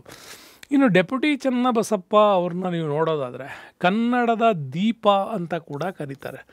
ಡೆಪ್ಯೂಟಿ ಚನ್ನಬಸಪ್ಪ ಅವರನ್ನು ಕನ್ನಡದ ದೀಪ ಅಂತ ಕರೀತಾರೆ, ನೆನ್ಪಿಟ್ಕೊಳ್ಳಿ. ಶೇಕ್ಸ್ಪಿಯರ್ನನ್ನು ಕನ್ನಡಕ್ಕೆ ಪರಿಚಯಿಸಿದವರೇ ಡೆಪ್ಯೂಟಿ ಚನ್ನಬಸಪ್ಪ ಅವರು. ಶೇಕ್ಸ್ಪಿಯರ್ನ ಕಥೆಗಳನ್ನೆಲ್ಲ, ಅದರಲ್ಲೂ ಕೂಡ ಕನ್ನಡದಲ್ಲಿ ಮೊಟ್ಟ ಮೊದಲ ಪ್ರಪ್ರಥಮ ಶಿಕ್ಷಣ ತರಬೇತಿ ಟೀಚರ್ಸ್ಗಳಿಗಾಗಿ ಮಾಡ್ತಕ್ಕಂಥ B.Ed ಕಾಲೇಜ್, D.Ed ಕಾಲೇಜ್ ಅಂತ ಏನು ಕರಿತೀವಿ, ಅಂಥ ಒಂದು ಸಂಸ್ಥೆಯ ಮೊದಲ ಪ್ರಾಚಾರ್ಯರಾಗಿ ದುಡಿತಾರೆ. ಮುಂದೆ ಅವರೇ ಹೊರಡಿಸಿದಂಥ ಒಂದು ಪತ್ರಿಕೆ ಜೀವನ ಶಿಕ್ಷಣ ಅಂತ ಭಾಳ ಅದ್ಭುತವಾಗಿರ್ತಕ್ಕಂಥ ವಿಚಾರಧಾರೆಯೊಂದಿಗೆ ಬರ್ತಾಯಿತ್ತು. ಬೆಳಗಾಂ ಭಾಗದಲ್ಲಿ ತುಂಬಾ ಸುದ್ದಿ ಮಾಡಿದಂಥ ಕನ್ನಡದ ಶ್ರೇಷ್ಠ ಕಟ್ಟಾಳು ಅವರೇ ಡೆಪ್ಯೂಟಿ ಚನ್ನಬಸಪ್ಪ ಅಂತ. ನೆಕ್ಸ್ಟ್ ಪಿ ಕಾಳಿಂಗರಾವ್ ಅಂತ ಬಂದರೆ ಸುಗಮ ಸಂಗೀತ ಕ್ಷೇತ್ರದಲ್ಲಿ ಭಾಳ ದೊಡ್ಡ ಮಟ್ಟದ ಸಾಧನೆಯನ್ನು ಮಾಡ್ತಾರೆ. ಅದರಲ್ಲೂ ಕೃಷ್ಣಲೀಲಾ ಅವ್ರದ್ದು ಮೊಟ್ಟ ಮೊದಲ ಒಂದು ಸಂಗೀತ, ಜೊತೆಗೆ ಮೊದಲ ಚಿತ್ರವಾಗಿ ಭಕ್ತ ಕನಕದಾಸ್ ಕೂಡ ಅವರು ಎರಡನೇ ಚಿತ್ರವಾಗಿಯೂ ಕೂಡ ಮಾಡ್ತಾರೆ. ಹಾಗಾಗಿ ಕೃಷ್ಣಲೀಲಾ, ಭಕ್ತ ಕನಕದಾಸಿಂದ ಹೀಗೆ ಭಾಳಷ್ಟು ಚಿತ್ರಗಳಿಗೆ ಅವರು ಸಾಹಿತ್ಯ, ಸಂಗೀತ ಇದನ್ನೆಲ್ಲ ಮೆರೆಸಿದವರು. ಹಾಗಾಗಿ P Kalinga Rao it's A famous. ಇನ್ನು ಶಿವರಾಮ್ ಕಾರಂತರ ಬಗ್ಗೆ ಬಂದರೆ ಬಿಡಿ, ಜ್ಞಾನಪೀಠ ಪ್ರಶಸ್ತಿ ಪುರಸ್ಕೃತ, ಕಡಲ ತೀರದ ಭಾರ್ಗವ, ನಡೆದಾಡುವ ವಿಶ್ವಕೋಶ, ಜ್ಞಾನಪೀಠ, ಪದ್ಮವಿಭೂಷಣ, ಪಂಪ, ನಾಡೋಜ ಇಂಥವೆಲ್ಲ ಪ್ರಶಸ್ತಿಗಳನ್ನು ಪುರಸ್ಕೃತರಾಗಿರ್ತಕ್ಕಂಥ, ಎಲ್ಲ ರಂಗಗಳಲ್ಲೂ ತಮ್ಮನ್ನು ತಾವು ತೊಡಗಿಸಿಕೊಂಡು ಅದ್ಭುತವಾದಂಥ ಕಲಾ ಸೇವೆಯನ್ನು, ಕನ್ನಡದ ಸೇವೆಯನ್ನು ಮಾಡಿದಂತಹ ನಮ್ಮ ನಿಮ್ಮೆಲ್ಲರ ತಾತ ಯಾರು? ಶಿವರಾಮ್ ಕಾರಂತರು. ಸೊ ಹಾಗಾಗಿ ಶಿವರಾಮ್ ಕಾರಂತರು ಕೂಡ ನಮ್ಮಲ್ಲಿ ಬರ್ತಕ್ಕಂಥ ಕನ್ನಡ ಸಾಹಿತ್ಯದ ಬಹುದೊಡ್ಡ ಕನ್ನಡ ಪ್ರೇಮಿ ಅಂತ ಕೂಡ ಹೇಳ್ಬೋದು. ನೆಕ್ಸ್ಟ್ ಬರೋಣ. ನೆಕ್ಸ್ಟ್ ಕ್ವಶನ್ಸ್ 145 ನೋಡಿ. ಚದುರಂಗ ಚೆಸ್ ಕೋಷ್ಟಕದಲ್ಲಿ ಎಷ್ಟು ಕಪ್ಪು ಅಥವಾ ಕರಿಯ ಬಣ್ಣದ ಚೌಕಗಳಿವೆ ಅಂತ ಕೇಳಿದ್ದಾರೆ. ನಿಮಗೆ 10 ಇರ್ತಾವ, 64, 32, 26 ಅಂತ ನೀವು ನೋಡೋದಾದ್ರೆ ಎಲ್ಲ ಗೊತ್ತಿದೆ. ಸೊ ಈ ಚದುರಂಗದಲ್ಲಿ 8x8 ಅಂತ ಕರಿತೀವಿ. 8x8 ಒಟ್ಟು 64 ನಿಮಗೆ ಚೌಕಗಳು ಬರ್ತಾವಲ್ವಾ.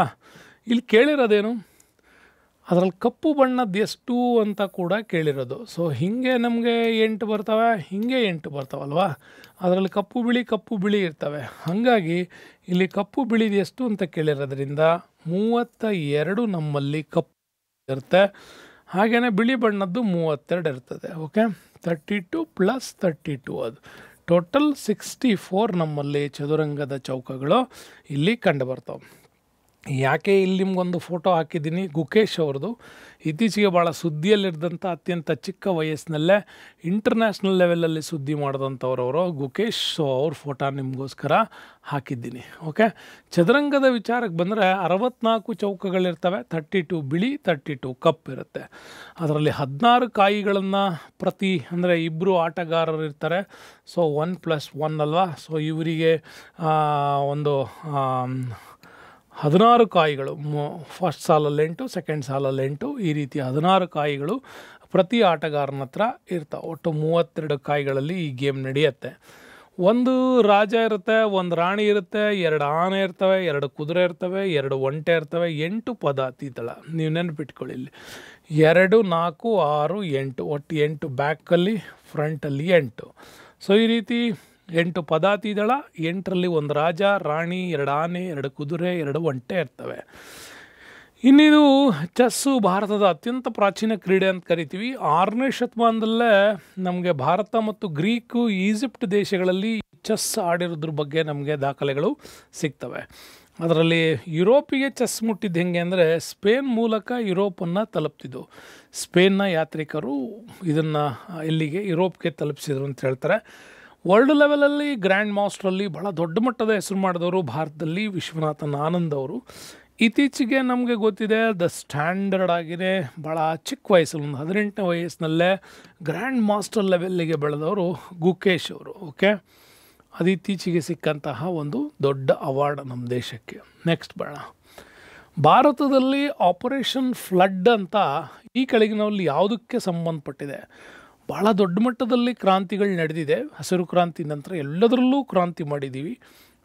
ಅದರಲ್ಲಿ ಆಪರೇಷನ್ ಫ್ಲಡ್ ಯಾವುದು ಅಂತ, ಫ್ಲಡ್ ಅಂದರೆ ಪ್ರವಾಹ ಅಂತಾಗತ್ತೆ. ಪ್ರವಾಹ ನಿಯಂತ್ರಣಕ್ಕೆ, ಎಣ್ಣೆ ಉತ್ಪಾದನೆಗ, ನೀರಾವರಿಗ ಅಥವಾ ಹಾಲು ಉತ್ಪಾದನೆಗ ಅಂತ ಕೇಳಿದರೆ ಇದನ್ನು ಆಪರೇಷನ್ ಫ್ಲಡ್ ಅಂದರೆ ಶ್ವೇತಕ್ರಾಂತಿ ಅಂತಲೂ ಕೂಡ ಕರಿತೀವಿ.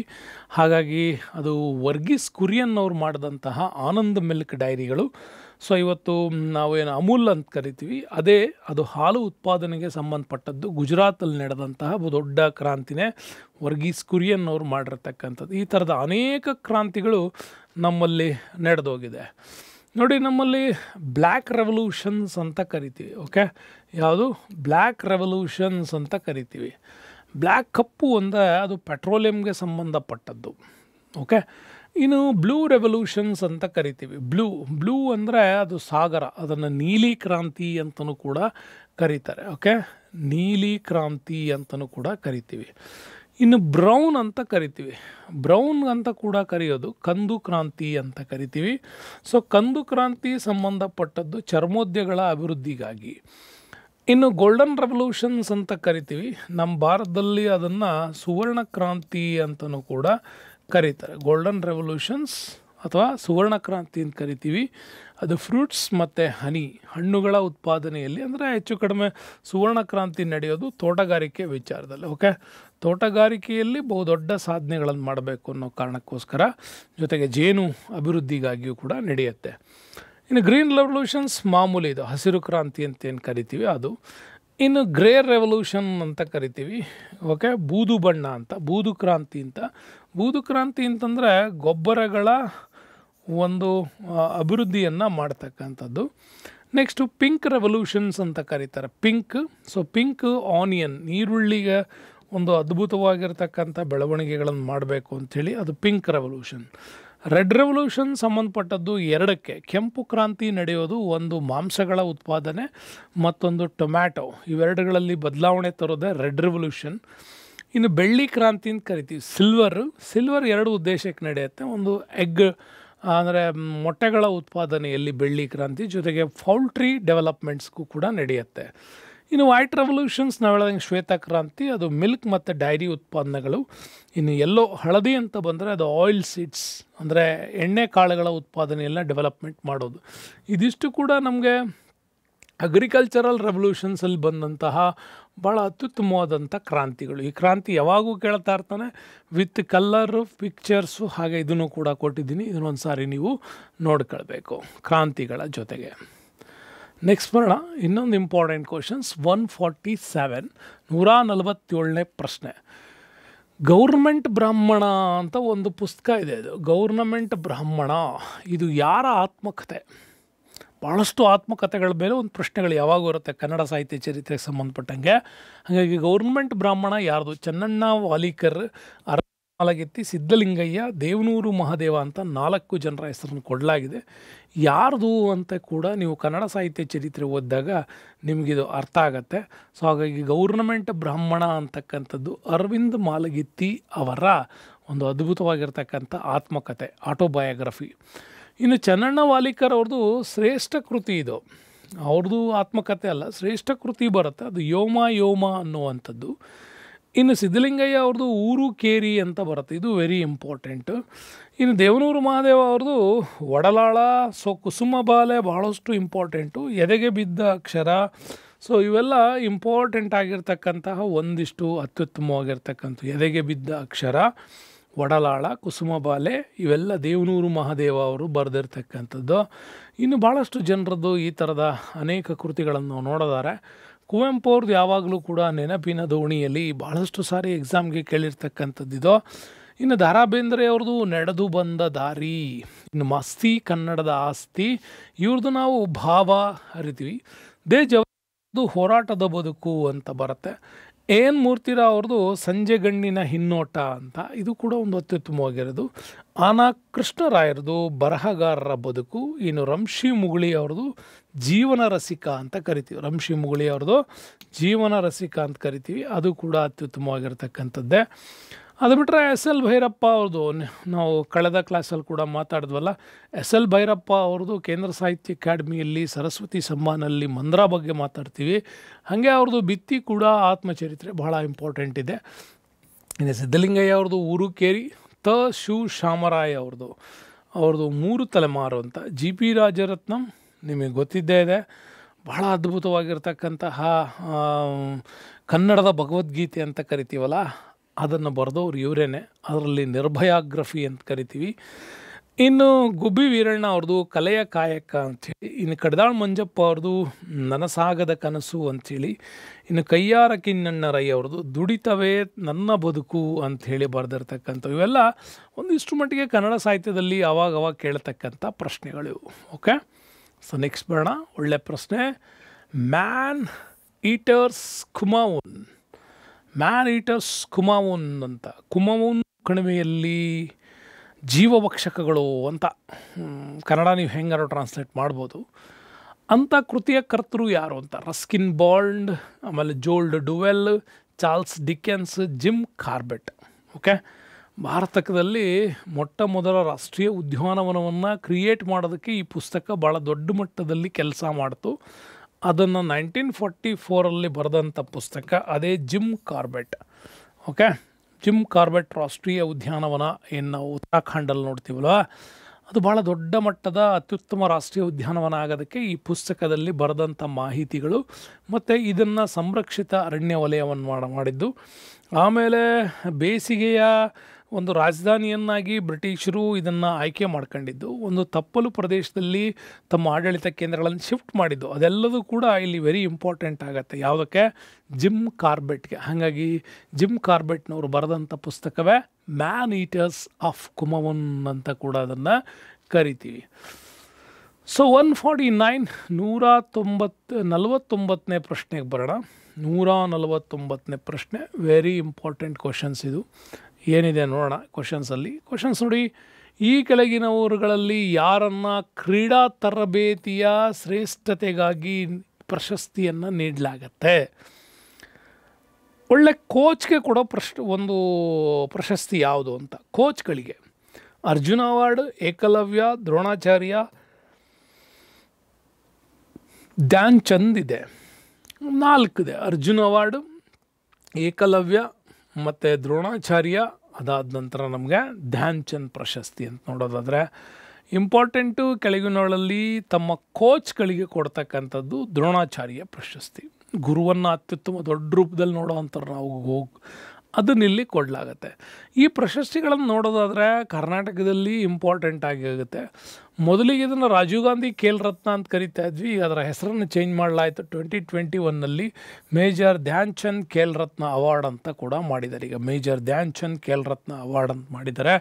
ನಮ್ಮ ಭಾರತದ ಹಾಕಿ ಮಾಂತ್ರಿಕ ಅಂತ ಕರಿತೀವಿ. ಬ್ರಿಟಿಷ್ ಅಧಿಕಾರಾವಧಿಯಲ್ಲೇ ಭಾರತಕ್ಕೆ ಬಹಳ ದೊಡ್ಡ ಮಟ್ಟವನ್ನು ಭಾರತದಲ್ಲಿ ರೆಪ್ರೆಸೆಂಟ್ ಮಾಡಿ ಹಾಕಿಯನ್ನು ಆಡಿದಂಥವ್ರು.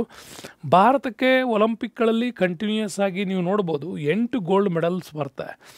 ಅದರ ಹಿಂದಿನ ಒಂದು ಹಾಕಿ ಮಾಂತ್ರಿಕ ಅಂತ ಕರೆಸ್ಕೊಳ್ಳೋದೇ ಮೇಜರ್ ಧ್ಯಾನ್ ಚಂದ್ ಅವರು. ಸೊ ಹಾಗಾಗಿ ಮೇಜರ್ ಧ್ಯಾನ್ ಚಂದ್ ಖೇಲ್ ರತ್ನ ಅವಾರ್ಡ್ ಅಂತೇಳಿ ಅದಕ್ಕೆ ಹೆಸರಿಡಲಾಗಿದೆ. ಇದನ್ನು ನಮ್ಮಲ್ಲಿ 4 ಯಾರಿಗೆ ಕೊಡಲಾಗತ್ತೆ ಖೇಲ್ ರತ್ನ ಅವಾರ್ಡ್ಸ್ ಅಂತಂದರೆ, 4 ವರ್ಷಗಳ ಅವಧಿಯಲ್ಲಿ ಆ ಸ್ಪೋರ್ಟ್ಸ್ಮೆನ್ ಮಾಡಿದಂಥ ಅತ್ಯುತ್ತಮ ಪ್ರದರ್ಶನಗಳನ್ನು ಇಲ್ಲಿ ಗಣನೆಗೆ ತೆಗೆದುಕೊಂಡು ಖೇಲ್ ರತ್ನ ಕೊಡ್ತಾರೆ. 1 ವರ್ಷದಲ್ಲಿ ಅವನೇನೋ ಹೋಗಿ ಗೆದ್ದುಬಿಟ್ಟ ಅಂದ ತಕ್ಷಣ ಕೊಡೋದಿಲ್ಲ. ಅದನ್ನು ಆ 4 ವರ್ಷಗಳಲ್ಲಿ ಅವನ ಸಾಧನೆ, ಬೇರೆ ಬೇರೆ ಚಾಂಪಿಯನ್ಶಿಪ್ಸ್ಗಳಲ್ಲಿ ಯಾವ ಥರ ಪ್ಲೇಸ್ ಮಾಡ್ತಾನೆ ಅದ್ರ ಮೇಲೆ ಕೊಡಲಾಗತ್ತೆ. ಇನ್ನು ಭಾರತೀಯ chess grand master Viswanathan Anand ಅವರು ಮೊಟ್ಟ ಮೊದಲ ಬಾರಿಗೆ ಈ ಮೇಜರ್ ಧ್ಯಾನ್ ಚಂದ್ ಖೇಲ್ ರತ್ನ ಅವಾರ್ಡನ್ನು ಪಡ್ಕೊಂಡವರು. ಇನ್ನು ಅರ್ಜುನ್ ಪ್ರಶಸ್ತಿ ಕೊಡ್ತಾಯಿದ್ರು 1961ಇಂದ. ಬಟ್ ಖೇಲ್ ರತ್ನ ಅವಾರ್ಡ್ ಬರೋಕ್ಕಿಂತ ಮುಂಚೆ, ಅದನ್ನೊಂದು ಅವಾರ್ಡನ್ನು ಕ್ರಿಯೇಟ್ ಮಾಡೋಕ್ಕಿಂತ ಮುಂಚೆ ಭಾರತದ ಮೊಟ್ಟ ಮೊದಲ ಅತ್ಯುನ್ನತ ಕ್ರೀಡಾ ಶ್ರೇಣಿ ಪ್ರಶಸ್ತಿ ಅಂತಂದರೆ ಅದು ಅರ್ಜುನ್ ಅವಾರ್ಡ್ ಕೂಡ ಆಗಿತ್ತು. ಓಕೆ, ಈಗ ಖೇಲ್ ರತ್ನ ಅವಾರ್ಡ್ ಅದು ಗ್ರ್ಯಾಂಡ್ 1ನಲ್ಲೂ ಕೂಡ ಬರುತ್ತೆ. ಇನ್ನು ದ್ರೋಣಾಚಾರ್ಯ ಪ್ರಶಸ್ತಿ ನೆನಪಿರಲಿ, ಇಲ್ಲಿ 1985ನಲ್ಲಿ ಇದನ್ನು ಸ್ಥಾಪನೆ ಮಾಡಿದ್ದು. ಬಡ ಸ್ಪೋರ್ಟ್ಸ್ಮನ್ಗಳಿಗಾಗಿ ಮಾತ್ರ ಕೊಡ್ತಾ ಇದ್ವಿ. ಬಟ್ ಕೋಚರ್ಗಳಿರ್ತಲ್ಲ, ಅದರ ಹಿಂದೆ ಕಷ್ಟಪಟ್ಟಂಥ ಕೋಚರ್ಗಳಿಗೂ ಕೂಡ ಕೊಡಬೇಕು ಅಂತ ಬಂದಾಗ ಭಾರತದಲ್ಲಿ ಮೊಟ್ಟ ಮೊದಲ ಬಾರಿಗೆ ಭಾರತ ಕ್ರೀಡಾ ತರಬೇತುಗಾರರಿಗೆ ನೀಡುವಂಥ ಅತ್ಯುನ್ನತ ಗೌರವ ಪ್ರಶಸ್ತಿನೇ ಈ ದ್ರೋಣಾಚಾರ್ಯ ಅವಾರ್ಡ್. ಇದು ಪ್ರತಿಷ್ಠಿತ ಅಂತಾರಾಷ್ಟ್ರೀಯ ಕ್ರೀಡಾಕೂಟಗಳಲ್ಲಿ ಭಾರತಕ್ಕಾಗಿ ಚಿನ್ನ, ಬೆಳ್ಳಿ, ಕಂಚು ಇಂಥ ಪದಕಗಳನ್ನು ಮತ್ತು ಟ್ರೋಫಿಗಳನ್ನು ಗೆಲ್ಲುವಲ್ಲಿ ನಮ್ಮಲ್ಲಿ ಯಾರು ಕ್ರಿಯೇಟ್ ಮಾಡ್ತಾರಲ್ಲ ಅಂಥ ಸ್ಪೋರ್ಟ್ಸ್ಮೆನ್ ಕ್ರಿಯೇಟ್ ಮಾಡಿದಂಥ ವ್ಯಕ್ತಿಗಳಿಗೆ ಇದನ್ನು ಕೊಡಲಾಗತ್ತೆ. ಇನ್ನು ಏಕಲವ್ಯ ಪ್ರಶಸ್ತಿ, ಇದು ಕರ್ನಾಟಕದ, ನೆನ್ಪಿಟ್ಕೊಳ್ಳಿ, ಕರ್ನಾಟಕದ ಒಂದು ಸ್ಪೋರ್ಟ್ಸ್ಮೆನ್ನ ಅತ್ಯುನ್ನತ ಪ್ರಶಸ್ತಿ. ರಾಷ್ಟ್ರಮಟ್ಟದಲ್ಲಿ ಕರ್ನಾಟಕವನ್ನು ಪ್ರತಿನಿಧಿಸುವಂಥ ಅತ್ಯುತ್ತಮ ಕ್ರೀಡಾಪಟುಗಳಿಗೆ ಕರ್ನಾಟಕ ಸರ್ಕಾರ ರಾಷ್ಟ್ರೀಯ ಕ್ರೀಡಾ ದಿನದಂದು ನೀಡ್ತಕ್ಕಂಥ ಅದ್ಭುತವಾದಂಥ ಪ್ರಶಸ್ತಿನೇ ಈ ಒಂದು ಏಕಲವ್ಯ ಪ್ರಶಸ್ತಿ. ನೆನ್ಪಿಟ್ಕೊಳ್ಳಿ, ಇವೆರಡು ಇಂಪಾರ್ಟೆಂಟ್ ಇದು. ನೆಕ್ಸ್ಟ್ ಬರೋಣ. ಇಪ್ಪುಕ್ ಅನ್ನುವಂಥ ಪದ ಯಾವ ಆಟದಲ್ಲಿ ಬಳಸಲಾಗತ್ತೆ? ಸೊ ಈ ಪ್ರಶ್ನೆ ಬಂದಾಗ ಹೇಳ್ತೀನಿ ನಾನು, ಭಾಳ ಹಿಂದೆ ಕ್ವಶನ್ಸ್ ಪೇಪರಲ್ಲಿ ಸ್ಪೋರ್ಟ್ಸ್ಮೆನ್ನಿಗೆ ಸಂಬಂಧಪಟ್ಟಂಥ ಒಂದು ಪದವನ್ನು ಅಲ್ಲಿ ಇಲ್ಲಿ ಕೇಳ್ತಾಯಿದ್ರು. ಬಟ್ ಈಗ ಇದನ್ನು ಬಿಟ್ಬಿಟ್ಟಿದ್ದಾರೆ. ಕ್ರಿಕೆಟ್, ಐಸ್ ಹಾಕಿ, ಬೇಸ್ಬಾಲ್, ಟೆನ್ನಿಸ್ ಅಂತಂದರೆ ಈ ಪುಕ್ ಅನ್ನುವಂಥ ಪದ ಬರೋದು ಐಸ್ ಹಾಕಿನಲ್ಲಿ ಬರ್ತದೆ. ಓಕೆ, ನೆಕ್ಸ್ಟ್ ಬರೋಣ. 151 151ನೇ ಪ್ರಶ್ನೆ. ಸ್ನೇಹಿತರೆ, 151ನೇ ಪ್ರಶ್ನೆ. ಕಾಲಂಕರಿ ಎಂಬುದು ಭಾರತದ ಯಾವ ರಾಜ್ಯದ ಸಾಂಪ್ರದಾಯಿಕ ಚಿತ್ರಕಲೆ ಅಂತ ಇದು? ಕಾಲಂಕರಿ ಅನ್ನೋದು ತಮಿಳ್ನಾಡು, ಆಂಧ್ರ ಪ್ರದೇಶ್, ಕೇರಳ, ಮಹಾರಾಷ್ಟ್ರ, ಸೌತ್ ಇಂಡಿಯಾನೇ ಕೊಟ್ಟಿದ್ದಾರೆ ಇಲ್ಲಿ. ಹಾಗಾಗಿ ಇದರಲ್ಲಿ ಕಾಲಂಕರಿ ಅಂದ ತಕ್ಷಣ ಗೊತ್ತಾಗುತ್ತೆ ಇದು ಎಕ್ಸ್ಪೆಷಲಿ ನಮಗೆ ತಮಿಳ್ನಾಡಿಗೆ ಆಂಧ್ರ ಪ್ರದೇಶಕ್ಕೆ ಸಂಬಂಧಪಟ್ಟಂತಹ ಒಂದು ಆರ್ಟ್.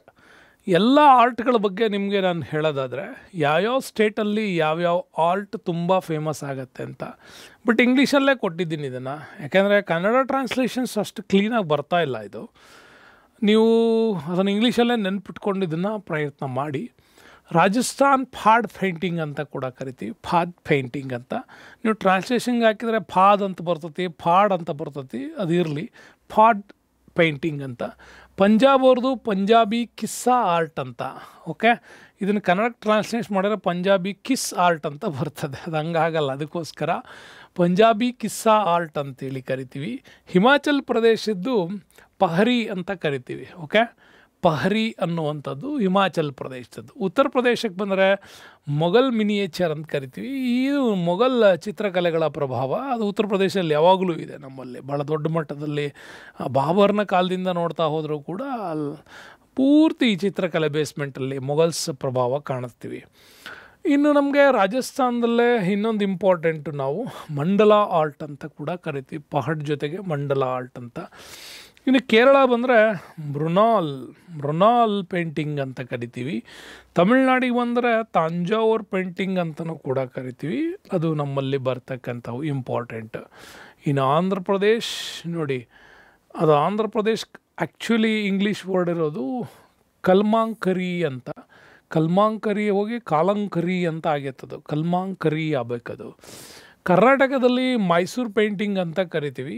ನಮ್ಮಲ್ಲಿ ಈ ಹೊಯ್ಸಳರು, ವಿಜಯನಗರ ಅರಸರು ಮತ್ತು ಮೈಸೂರು ಒಡೆಯರ್ದು ಕಂಪ್ಲೀಟ್ ಆ ಚಿತ್ರಕಲೆಯನ್ನು ಬ್ಯಾಕಪ್ ಮಾಡಿ ಮೈಸೂರು ಪ್ರಾಂತ್ಯದಲ್ಲಿ ಹೆಚ್ಚಾಗಿರೋದ್ರಿಂದ ಅದನ್ನು ಮೈಸೂರು ಆರ್ಟ್ ಅಂತ ಕರೀತಾರೆ. ಇನ್ನು ವೆಸ್ಟ್ ಬೆಂಗಾಲಲ್ಲಿ ನಮಗೆ ಪಟಚಿತ್ರ ಅಂತ ಕೂಡ ಕರಿತೀವಿ. ಪಟಚಿತ್ರ ಅಂತ ಬರೋದು ವೆಸ್ಟ್ ಬೆಂಗಾಲಲ್ಲಿ. ಒಡಿಸ್ಸಾದಲ್ಲೂ ಕೂಡ ಅದೇನೆ, ಎರಡೂ ಸೇಮ್ ಇದು, ವೆಸ್ಟ್ ಬೆಂಗಾಲ್ ಮತ್ತು ಒಡಿಸ್ಸಾದಲ್ಲಿ ಪಟಚಿತ್ರ ಅಂತ. ಇನ್ನು ಬಿಹಾರ್ನಲ್ಲಿ ಮಧುಬನಿ ಪೇಂಟಿಂಗ್ ಅಂತ. ಮಧುಬನಿ ಅಂತಂದರೆ ಅದು ನಮಗೆ ರಜಪೂತ್ರ ಕಾಲದ್ದು ತುಂಬ ಫೇಮಸ್ ಆಗಿರ್ತಕ್ಕಂಥ ಆರ್ಟ್ಸ್ ಇಲ್ಲಿ ಬರ್ತದೆ. ಅಸ್ಸಾಮಲ್ಲಿ ಅಸ್ಸಾಮಿ ಸ್ಕ್ರೋಲ್ ಪೇಂಟಿಂಗ್ ಅಂತ ಕರಿತೀವಿ. ಗುಜರಾತಲ್ಲಿ ವರ್ಲಿ ಪೇಂಟಿಂಗ್ ಅಂತ. ವರ್ಲಿ ಚಿತ್ರಕಲೆ ಭಾಳ ದೊಡ್ಡ ಮಟ್ಟದಲ್ಲಿ ಬೆಳೆದು, ವರ್ಲಿ ಚಿತ್ರಗಳನ್ನು ಕಡ್ಡಿ ಚಿತ್ರಗಳೆಲ್ಲ ನೋಡಿದಲ್ಲ, ಆ ಥರದ್ದು ವರ್ಲಿ ಪೇಂಟಿಂಗ್ಸ್ಗಳೆಲ್ಲ ಬರ್ತಕ್ಕಂಥದ್ದು ಗುಜರಾತಲ್ಲಿ, ಇದು ಕೂಡ ಫೇಮಸ್ಸು. ನಮ್ಮಲ್ಲಿ ಹೆಂಗೆ ಚಿಕಣಿಗಳು ಬಂತಲ್ಲ, ಅದು ಅದರ ಫೇಮಸ್ ಆಗಿ ನಮ್ಮಲ್ಲಿ ಹೇಳ್ತಾರೆ. ನೆಕ್ಸ್ಟ್ ಬರೋಣ, ಕ್ವಶನ್ ನಂಬರ್ 152, ಇಂಪಾರ್ಟೆಂಟ್ ಪ್ರಶ್ನೆ. ಪ್ರಸ್ತುತ ನೀತಿ ಆಯೋಗದ ಉಪಾಧ್ಯಕ್ಷರು ಯಾರು? ವೈಸ್ ಚೇರ್ಮನ್ ಆಗಿ ಯಾರಿದ್ದಾರೆ ಅಂತ. ಅಮಿತಾಬ್ ಕಾಂತ್, ಸುಮನ್ ಬೆರಿ, BVR ಸುಬ್ರಮಣಿಯನ್ ಮತ್ತು ರಾಜೀವ್ ಕುಮಾರ್ ಅಂತ ನೀವು ತೆಗೆದುಕೊಂಡ್ರೆ ಇಂಪಾರ್ಟೆಂಟಾಗಿ ಇವತ್ತಿಗೆ ಕೆಲಸದಲ್ಲಿರ್ತಕ್ಕಂಥದ್ದು 152. ನಾನೇನು ಇವತ್ತು ವಿಡಿಯೋ ಮಾಡ್ತಾಯಿದ್ದೀನಿ ಈ ಟೈಮಿಗೆ ಸುಮನ್ ಬೆರ್ರಿ ಅವರು ನೀತಿ ಆಯೋಗದ ಉಪಾಧ್ಯಕ್ಷರು. ಮೊದಲು ನಮ್ಮಲ್ಲಿ ಇದ್ದದ್ದು ಬೇರೆ, ಬಟ್ ರಾಷ್ಟ್ರೀಯ ಯೋಜನಾ ಆಯೋಗ ಏನಿತ್ತು ಅದನ್ನು ನಮ್ಮಲ್ಲಿ ಈಗ ನೀತಿ ಆಯೋಗ ಅಂತ ಕೂಡ ಮಾಡಿದ್ರು. ನೀತಿ ಆಯೋಗ NITI, ಹಿಂಗೆ national institute for transforming India ಅಂತ ಮಾಡಿದ್ರು. ಅದಕ್ಕೆ ದೇಶದ ಪ್ರಧಾನಿ ಮುಖ್ಯಸ್ಥರಾಗಿ ಕೆಲಸವನ್ನು ನಿರ್ವಹಣೆ ಮಾಡ್ತಾರೆ. ಆದರೆ ಸಂಪೂರ್ಣವಾಗಿ ಅದರ ಜವಾಬ್ದಾರಿ ತಗೊಳ್ಳೋದು 2015ರಿಂದ ನೀತಿ ಆಯೋಗ ಬಂತು. ಅದರ ಕಚೇರಿ ನವದೆಹಲಿಯಲ್ಲಿದೆ. ಅಧ್ಯಕ್ಷರು ಸುಮನ್ ಬೆರಿ, ಉಪಾಧ್ಯಕ್ಷರು ಸುಬ್ರಮಣಿಯನ್ ಇರ್ತಾರೆ. ಬಟ್ ಇಲ್ಲಿ ಇಂಪಾರ್ಟೆಂಟ್ ಏನಪ್ಪ ಅಂತಂದರೆ, ನಮ್ಮಲ್ಲಿ ರಾಷ್ಟ್ರೀಯ ಆಯೋಗ ಇದ್ದತ್ತಲ್ಲ, ಆ ಯೋಜನಾ ಆಯೋಗ, ರಾಷ್ಟ್ರೀಯ ಯೋಜನಾ ಆಯೋಗವನ್ನು ರೂಪುರೇಷೆಗಳು ಅಂತ ನೀವು ಓದುವಾಗ ಅಲ್ಲಿ ಸುಭಾಷ್ ಚಂದ್ರ ಬೋಸ್ ಅವರ ಹೆಸರು ಬರುತ್ತೆ, ನೆನ್ಪಿಟ್ಕೊಳ್ಳಿ. ಓಕೆ, ಸುಭಾಷ್ ಚಂದ್ರ ಬೋಸ್ ಅವರ ಹೆಸರು ಬರ್ತದೆ. ನಮಗೆ ರಾಷ್ಟ್ರೀಯ ಯೋಜನಾ ಆಯೋಗದ ಹಿಂದೆ ಬಹುದೊಡ್ಡ ಕಾರ್ಯತಂತ್ರದ ಕೆಲಸ ಮಾಡಿದ್ದೆ ಸುಭಾಷ್ ಚಂದ್ರ ಬೋಸ್ ಅವರು. ಆವಾಗ ಯೂತ್ ಕಾಂಗ್ರೆಸ್ಸಲ್ಲಿದ್ದಂಥವ್ರು, ಜವಾಹರ್ಲಾಲ್ ನೆಹರು ಇವರೆಲ್ಲ. ಹಾಗಾಗಿ 1930 ವೇಳೆಗೆ ನಮ್ಮಲ್ಲಿ ಬಹಳ ದೊಡ್ಡ ಮಟ್ಟದ ಅದ್ರ ಬಗ್ಗೆ ಚಿಂತನೆಗಳೆಲ್ಲ ನಡೆದಿದ್ದು ಇಲ್ಲೇ. ಓಕೆ, ಆಮೇಲೆ ಅವರು ಕಾಂಗ್ರೆಸ್ಸನ್ನು ಬಿಟ್ಟು ಹೊರಗೆ ಬರ್ತಾರೆ, ಫಾರ್ವರ್ಡ್ ಬ್ಲಾಕ್ ಅನ್ನುವಂಥ ರಾಜಕೀಯ ಪಕ್ಷವನ್ನೆಲ್ಲ ಕಟ್ತಾರಲ್ಲ, ಅದು ನಮಗೆ 52ನೇ ಸೆಷನ್ಸ್ ಏನಿತ್ತು ಭಾಳ ದೊಡ್ಡ ಮಟ್ಟದಲ್ಲಿ ಬದಲಾವಣೆ ಆಗಿದ್ದು, 51 ಮತ್ತು 52ನೇ ಸೆಷನ್ಸ್. ಇದನ್ನು ಹೆಂಗೆ ರಚನೆ ಮಾಡಿದ್ದಾರೆ ನೀತಿ ಆಯೋಗ ಅಂತ ಇಂಪಾರ್ಟೆಂಟ್ ನೆನ್ಪಿಟ್ಕೊಳ್ಳಿ. ನೀತಿ ಆಯೋಗದ ಎಲ್ಲ ಮಂಡಳಿಯ ರಾಜ್ಯದ, ಅಂದರೆ ಎಲ್ಲ ರಾಜ್ಯದ ಮುಖ್ಯಮಂತ್ರಿಗಳು ಇರ್ತಾರೆ ಇಲ್ಲಿ, ಎಲ್ಲ ರಾಜ್ಯದ CMಗಳು ಇರ್ತಾರೆ. ಜೊತೆಗೆ ದೆಹಲಿ ಮತ್ತು ಪುದುಚೇರಿಯಲ್ಲಿ ಗೌರ್ಮೆಂಟ್ಗಳಿದೆ, ಅದು ಯೂನಿಯನ್ ಟೆರಿಟರಿ ಆಗಿದ್ರು ಕೂಡ ಅಲ್ಲಿ ಮುಖ್ಯಮಂತ್ರಿಗಳಿರ್ತಾರೆ, ಅವರು ಇರ್ತಾರೆ. ಜೊತೆಗೆ ಎಲ್ಲ ಲೆಫ್ಟಿನೆಂಟ್ ಜನರಲ್ಗಳು ಕೂಡ, ಗವರ್ನರ್ಗಳು ಕೂಡ ಇಲ್ಲಿ ಬರ್ತಾರೆ. ಪ್ರಧಾನಮಂತ್ರಿಗಳು ನಾಮನಿರ್ದೇಶನ ಮಾಡಿದವ್ರನ್ನ ಉಪಾಧ್ಯಕ್ಷರು ಕೂಡ ಇಲ್ಲಿ ಒಳಗೊಂಡ್ರೆ, ನೆನ್ಪಿಟ್ಕೊಳ್ಳಿ, ಇದು ನಾಮನಿರ್ದೇಶನ ಆಗತ್ತೆ ಪೋಸ್ಟು. ನೆಕ್ಸ್ಟ್ ಇದ್ರ ಜೊತೆಗೆ ಪ್ರಮುಖ ವಿಶ್ವವಿದ್ಯಾಲಯಗಳು, ಸಂಶೋಧನಾ ಸಂಸ್ಥೆಗಳಿಂದ ತಾತ್ಕಾಲಿಕ ಸದಸ್ಯರನ್ನು ಕೂಡ ಆಯ್ಕೆ ಮಾಡ್ತಾರೆ. ಇದು ಕೂಡ ಇಂಪಾರ್ಟೆಂಟು, ನೆನ್ಪಿಟ್ಕೊಳ್ಳಿ. ಇಲ್ಲಿಂದ ಯೂನಿವರ್ಸಿಟಿಗಳಿಂದ ಮತ್ತು ರಿಸರ್ಚ್ ಸೆಂಟರ್ಗಳಿಂದ ಇವರನ್ನು ಕೂಡ ತಾತ್ಕಾಲಿಕ ಸದಸ್ಯರನ್ನ ಇಲ್ಲಿ ಆಯ್ಕೆ ಮಾಡ್ತಾರೆ. ಓಕೆ, ನೀತಿ ಆಯೋಗದಲ್ಲಿ. ಆಮೇಲೆ ಈ ಸದಸ್ಯರಲ್ಲಿ ಮುಖ್ಯ ಕಾರ್ಯನಿರ್ವಾಹಕ ಅಧಿಕಾರಿ ಕೂಡ ಇರ್ತಾರೆ, ಚೀಫ್ ಎಕ್ಸಿಕ್ಯೂಟಿವ್ CEO ಕೂಡ ಇರ್ತಾರೆ. 4 ಪದನಿಮಿತ್ತ ಸದಸ್ಯರಿರ್ತಾರೆ, 3 ಅರೆಕಾಲಿಕ ಸದಸ್ಯರು ಕೂಡ ಇರ್ತಾರೆ. ಓಕೆ, 4 ಪದನಿಮಿತ್ತ ಸದಸ್ಯರು, 3 ಜನ ಅರೆಕಾಲಿಕ, 1 CEO ಕೂಡ ಇರ್ತಾರೆ. ಸೊ ಹೀಗೆ ಇದನ್ನು ಒಂದು ಆಡಳಿತವನ್ನು ಫಾರ್ಮೇಷನ್ಸ್ ಮಾಡ್ತಾರೆ.